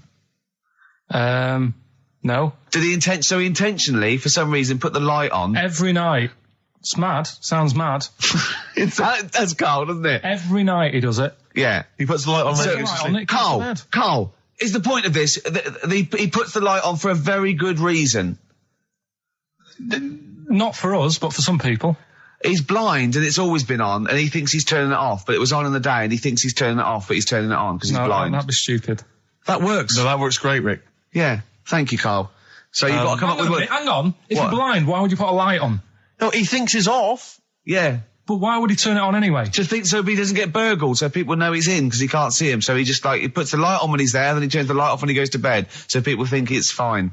But he's got it out of kilter, and actually he's walking around in the dark all day. I don't believe that if you're blind you turn your light on. I don't think you'd be living on your own, would you? I'm not having that for a second. Do blind people live on their own? I'm not having that for a second. Well, some people do. Lonely blind people live on their own. No, if you got bad eyes. Any of them women? Are there any blind women who are living on their own? No, I mean, if you know of some blind women... 08700 800 1234. We've gone through this. If you are a blind woman with no standards and you don't care annoying voices and smell, yeah, then get in touch with you. Yeah, I mean, you've got to be within the ages of, say, 25 to 65. You know, Right. well, call it 75. You fussy all of a sudden. I know. Yeah, go on. If you were blind, would you live in London? Because someone said yesterday there was one struggling outside in Leicester Square, and I don't understand. If you would, I mean, you know, That might have been a tourist. but why come to London if you're blind? It's the worst place in the world to come if you're blind. To hear the sights. To hear the sights. It's a bit mad, isn't it? They do the same job. They have tourist needs like anyone else. Yeah. No, but it sort of stinks, and you'd go away going, "Oh, it's not that good." I just thought that I thought it was a bit weird. Well, never mind your concern for the partially sighted or sight impaired people coming to London. Get on with this. Yeah. So there he is. Yeah. It's like, oh, a bit tired. Yeah. Just put the light on. Get to bed. Yeah. So he turns the light on and he goes to bed. Yeah. Oh. Should we play a track? He's not sleeping on the job. He's a lighthouse keeper. Well done. Is he a lighthouse That's not it, Karl. He's a lighthouse keeper. Right. Why wasn't the light on all the time? Because it's light in the day. You idiot. Play a record. What? Play a record. You're a buffoon. No, actually, the light isn't on in the day, is it? No, it's not. I think you're the buffoon. Yeah. Karl has won! It's a long time since we've had any white van Karl. For those that don't remember this particular hot feature, we basically ask Karl some of the questions that are asked of a white van driver in the Sun. They always have this on Saturday afternoons. Anyway, here's the first one. They're not fascinating, Karl, but I'm just interested on your take, really. Yeah. What do you make of Cilla Black quitting Blind Date after her husband sent a message from beyond the grave? Are you familiar with this story? I didn't know that. What's that? She went to see a medium, and supposedly her husband passed on information through the medium, which was incredibly vague, but persuaded her to quit live on air. Well, it's about time, isn't it? If even dead people are saying enough's enough. But I'll tell you what, though. Obviously, Ricky doesn't travel on the tube anymore. He's too rich for that. I never did. I always thought it was beneath me. Sure, but They used to walk everywhere, didn't you? But I'm still forced to take the tube, and sat on the tube, and it pulled up, and outside the window, just happened to be on the station, was one of the posters with us. So I was kind of there, not realising it was behind me, and these big kind of fat German or maybe Bavarian guys. Well, they're in lederhosen eating sausages. Yes, they were. They're Bavarian. Yeah, they were. And I noticed one of them kind of looked at me, then looked at the poster, then looked at me, just happened to say it, and wittered something to his friend in German. You know, I don't want to try and do an impression. That's freaking goggle-eye. Oh, whoa. I think that... No. But I know what you're thinking it means. It doesn't mean that. Right, okay. It means... What's a rough translation? Elegant boy. Right, okay, yeah. And so anyway, That's freaking goggle-eye. He pointed out the poster, and his That's mate... lanky piss and streak. and his mate burst into laughter. And then we pulled they've got a great sense of humour, the Germans. Well, that's indeed. the thing. But we rumbled onto the next. We rumbled onto the next station, and the poster was in exactly the same place. And this time they tapped the shoulder of someone else on the train and pointed me out, and that person also laughed. An Italian? An Italian bloke, there was a French. Was there a bloke with a beret and a little moustache on the other side? Yeah. Was the United? Did you get on the United Nations Express? Just to, oh, imagine that. Yeah, it was fake. See the freak. Look at this freaky goggle eye. Right, whereas I love the fact that before you were at least pretending to be speaking German. Now this is an Italian with an accent. It's just a guy speaking perfectly good English. Same. You've not even disguised the insult there. Oh dear. Oh, that'd be lovely. Try and insult me in other cod languages. You could bring Europe together if they just instead of Esperanto, that there was just one common language. The language of freaky goggle eye. I'll tell you what would bring Europe together is you maybe representing England on the Eurovision Song Contest. That would be great. With a self-penned tune. Should I do that? That would be magnificent. It's got to be worth thinking about. Just about everyone being the same. Yeah, like just about the people euro being and that. equal. Everyone, not everyone. and also mentioning the euro. Yeah. Yeah, just doing that. I like all different. I like all different cheeses. Oh, je t'aime la musique pop. Yeah. La baby belle. Et le cheddar. I mean, I'm not fluent in French. Le grand fromage. Yeah. Oh, it'd be lovely, wouldn't it? And they'll all be there, all in their different. Well, every line uniforms. could be maybe in a different language. Yeah, and what would I wear? I'd wear sort of like a kilt. You'd wear a kilt, but you'd also have on your head one of those kind of big, what are they called? Those big furry hats that beef eaters or whatever wear. Or Yeah, one of them. Is it kind of a busby or something? busby, A busby? yeah. Wear one of those, or maybe a kind of policeman's helmet, That'd be Bobby's good. helmet with the kilt. Yeah. You'd have the clogs. I'd wear the policeman's helmet under the kilt, so they just thought I was really enjoying the show. Anyway, I didn't get around to getting drinks. Can't believe it. No, Can't believe it. round to getting the drink. Right, so I said, right, I'll pay for the cab. Right? Oh, what a lovely Christmas gift that is. Yeah, So, £2.50. I paid, no, it was like in 3 Manchester quid there, it is. 3 quid back. So £6 you spent on him. Well, no, I spent more. See, that's what he said. He You said, get the Bolton and back, can't he you, said, for that? he said, oh, you spent on me 6 quid for my birthday. I said, no, I haven't, because I gave the taxi driver a tip. I'm a little bit worried about his attitude as well. Because even if, I mean, that is a stingy present, but you don't say... Well, I mean, let's be honest, that's the worst Christmas gift ever, because, I mean, you're pretty bad, like we discussed in the past, but at least you spend a bit of money. Yeah. It's just thoughtless. Yeah. This is nothing. I You haven't know. given him any time. I mean, I would... And I knew my demographic. They loved it, my yeah, family. the They couldn't scratch believe their luck. You know. Well, a tenner. You spent a tenner on him. Well, the cab fare was 6 quid. But the thing is, I don't think he's saying that. I think it's the fact that this is like, you know, frittering away and over it's their kind life. of thoughtless, isn't He would it? have loved to, I'm sure he would have been appreciative of a lovely £10 gift that you cared about and bought. A book he probably likes, Fly Fishing, doesn't he, by J.R. Hartley. If you'd have bought that, he'd have gone, that's what I was looking for. Or what I was looking for, Karl. Bloody hell, Karl, you little balls twat. That's just what I wanted. So, alright, so just calm down. So what have you got planned for Christmas? Is this what, I mean, are you doing the same approach with Suzanne? Excellent. You've paid me milk bill for this week. That were nice. I'm spent this year. So have you planned anything for Suzanne, or are you just... Yeah, gonna- I'm taking her out Christmas Day for something to eat. So, do we need them? Do we need them? You were going to tell us a little story about Just past my test, Yeah. my parents had a big Volvo estate, and there's quite a big car to drive. My parents didn't have a car. But I know you don't drive cars, Rick, but it's got a big car to drive if you've just passed your test. It's safe though, isn't it? It is very safe. That was the thing. Yeah. And I come from the West Country. Obviously, there's quite a lot of windy lanes. around there. You're joking, do you? They have cars there. Oh, here he comes. Blimey, Karl. Learned on a tractor, automatic it was. Do you want me to tell it or not? Oh! Don't give up the accent! Oh no, I'm not worried. Oh, go on. Go on. So I went to this You party. have a go at him being from the north. Not when he's telling an anecdote. He's never told an anecdote. Oh yeah, fair point. Yeah, go on. So I went to a party and I was quite excited because I had the car, the motor, and there was a chick heading down to the party that I was like, you know, I had my eye on.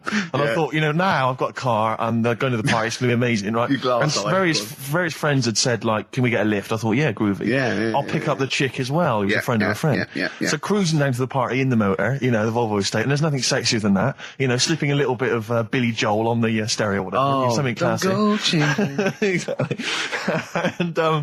And maybe it was Billy Ocean.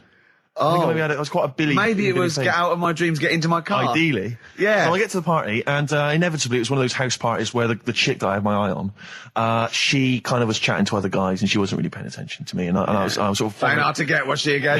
Same old story. Oh, they make me They know laugh. how to tease, don't they, the make me ladies? laugh. Who are they kidding? So I'd follow her like a dog, you know, from room to room. Yeah. And watch her Quite while... literally, sometimes he was barking. Yeah. Go on. And while, you know, just watch her while she talked to other blokes. And then, obviously because I was driving, I wasn't drinking, so I was not really enjoying myself. And then somebody said, should we go and pick up Vera? And I thought, right, okay. And they went, Steve's got a car, let's all leap in there, we'll go pick up Vera. And this girl was like up for it as well, so I thought, brilliant, you know, I'll be back in the car with her, you know, away from all these lads. One guy she had her eye on, he came as well. I was a little bit annoyed. Yeah. But anyway, he was in the car, so I'm driving down these country lanes, just driving along, and they're directing me, they're saying, go left here, go right. And then suddenly we stop, and one of them goes, just drive into that field, this pitch black field, right? And I'm sort of, well, it is my parents' car. Just drive in the field, Steve. I'm thinking, well, I don't want to, like, not seem like I'm a hard, cool, crazy kind of guy, because the chick's in the car. So drove the car into the field. They all leapt out, started running off into the darkness, shouting, Vera, Vera, Vera, where are you? So I'm just sort of sat there in the car waiting. Wasn't Vera Lynn, was it? Because she likes to hide in fields. Bizarrely, it wasn't. Right. It was just, I was just left in the car on my own with Billy Ocean, and suddenly, out of the darkness, they come back holding a Vietnamese pot-bellied pig that they had stole from a nearby farm, and they knew that the pig was called Vera because someone knew the farmer or something. Anyway, so they got this pig, so now they're going, "I'll put the pig in the back of the car, we'll take it back to the party, it'll be hilarious." I'm thinking, well, I'm not sure I want a pig and all its, piggy crap in the car, right, crammed in there. But they say, yeah, so obviously I'm thinking again, I don't want to look like I'm, a nerd. I'm terrified of that, Rick, ever happened. Yeah. So, yeah. So you go, hey, bring the pig into the car. Exactly. I'm no nerd. Exactly. Yeah, go on. So now we drive off again. I got this pig kind of squeaking in the back of the car. And, they say, stop again. Let's do some cow tipping. And they do that old thing, about the fact because cows sleep standing up, don't they? So you can push a cow over and stuff. Yeah. So they're having a wild time, hilarious. So this time, now we get to a sort of dead end in the road. And, they say, well, turn around, let's go back to the party. And I'm thinking, fine. Try and do a 3-point turn in this very narrow country lane, right? Get the Volvo estate wedged horizontally across the road. Can't get it out. Just can't seem to sort it out. I don't know what. I'm panicking because there's a pig in the car, right? And, local disgruntled farmers, right? People drunk, partying, probably off their head on some kind of weed, Rick. Was it loads of blokes with, like, pitchforks and flaming torches Exactly. going, burn him. He's playing with our pig. Exactly that. And so that, I was so terrified that all I could think was they're going to have to send a helicopter to lower a magnet onto the top of the car to lift the car up and put it the right way around. You used to read a lot of comics, didn't you? Yeah. Yeah. So, do you know what I started doing? What? Crying. Did you really? Yeah. Why? So started crying, just very slightly, started getting upset. And the other guy that the girl fancied, he had to get into the driving seat and sort it out for me by slowly edging forward So and that's backwards. the worst bit of the whole story. Yeah, edging slowly back and forwards. He just sorted it out, just slowly worked the car back round, and then we were off. You were just gently weeping. Just gently weeping in the back. The bloke had just taken the bird that you saw from a distance. Exactly. That was basically your wife in your head by then. Oh, yeah. Was it? I can't We believe were it. happily married with a pig for a child. Don't joke, that could happen. I know. The pigs come, if you like. Sorry? What did you say? What did you say? What did you say? When you do what, Karl? What? What did you say? No, what did you say? Because I don't want to have to go to the radio authority again. What did you say then? Just remember.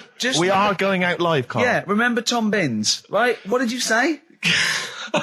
What I'm saying is, why were they shouting Vera? Because pigs don't come to the name, do they? Hey? I don't know the ins and outs of pig, of how to lure a pig into your trap. Can I just tell you some very, very interesting things about pigs? Please do. Right. One, everyone knows they have a corkscrew-shaped penis, right? A corkscrew-shaped penis. That's the tail, isn't it? Two, they can't look up. They can't put their head back and look up, right? Three, they can have a 30-minute orgasm. Rick, is it only pigs that have got a corkscrew-shaped penis? No, and landlords. This Thursday at the Grosvenor House Hotel. Yeah. Everyone in radios, anyone has entered their show in different categories saying, they get it down to, Winners this year included the brilliant Dominic Mohan, former showbiz editor of The Sun. lots of people won. Lots of people won. Lots of people won gold. Lots of people won silver. Lots of people won bronze. We didn't get a sausage. Nothing. This show was deemed not worthy of anything. I mean, not a look-in. The panel looked at it and said, well, no, definitely is not radio. Didn't get a vote. See, that annoys me on so many levels. Let me tell you, one, right? I've never complained about losing an award, okay, ever. Yeah, mainly in TV. I know we've won a lot, but we've been beaten by Peter Kay. Good luck to him. He's brilliant. Beaten by Phoenix Nights, the sitcom. A lot of people like that more than the Oscars, vice versa, right? No qualms. But the shoddy shite that I heard that night beating us, I was furious. I don't understand. There's people regional. It sounds like hospital radio, right? I shouldn't even be on XFM. I thought, it's beneath me. Yeah. And I thought, well, give them a hand, right? Let's show them. And I want to know who the panel was as well. I do not believe it. How can they I was looking back over some of the shows, right, before I get Karl, and I've just done a little excerpt of, a trailer of what we do, what we're about, and I don't know how the panel could overlook this. Play a bit, Karl, please. Shaking her muff, minge and tits around does not make her a hoe, then what does? These kids at school with big heads. Carl, what are you talking about? Shut! Oh, my name is Holy Fuck. Right, there's this monkey that was on a train station. Right. What if you mean cock to mean penis? It was my Down syndrome son. Oh, chimpanzee, that monkey news. So we've still got monkey news coming up. You're an idiot! You know what I mean? That's, to me, quality broadcasting. I don't know how they can say that isn't worthy. That's what we sent in to the Sony people. They listened to that. How they didn't think that was dynamite stuff. It doesn't make sense. Actually, I've been thinking about this since Thursday, because I've been a little bit down in the dumps. Yeah. What I think it is that with the TV show, the TV stuff we've done, Rick, we put a lot of work into that. Yeah. We get the script, we got the script, we spend a lot of time on it. What this show is about, it's very much about spontaneity, it's about our personalities, and I don't think we're ever going to win an award for our personalities. I think that's where we're going Do you know wrong. what I think? I think that when we're together, we're the auteurs of The Office, and, and we're strong on it, and we're just two, we write it, we direct it, we cast it, we even worry about the font and stuff on the, we do everything. There's a weak link in our midst, I think. On the radio show? Yeah. Right, well, I'm just trying to think what the common factor is, because on the award-winning TV show, it's just you and I. Yeah, I don't know. Well, I'll tell you what, can we play a record and let me think about this, because there must be something There's got to be a factor. that isn't in The Office that's in this, that means that The Office is award-winning, and this is a pile of shite. It's interesting. I mean, I don't think our number one fan, Dickie Anderson, Richard Anders, was on the panel, although he here has emailed in. He's got a couple of thoughts as to maybe why we... What is Dickers doing, man? Dickers says, commiserations on not winning a Sony. I can't believe you didn't win, naturally. I mean, apart from your show's obvious lack of quality and effort, having a monkey for a producer, offering the biggest load of tat as competition prizes, saying hairy Chinese kid 48 times every show, Rockbusters, not bothering to turn up for weeks on end, only having 3 listeners, introducing the comedy characters Camp David, Harry Fook, which I think he spelt wrong there, Stephen Merchant. I'm not a character.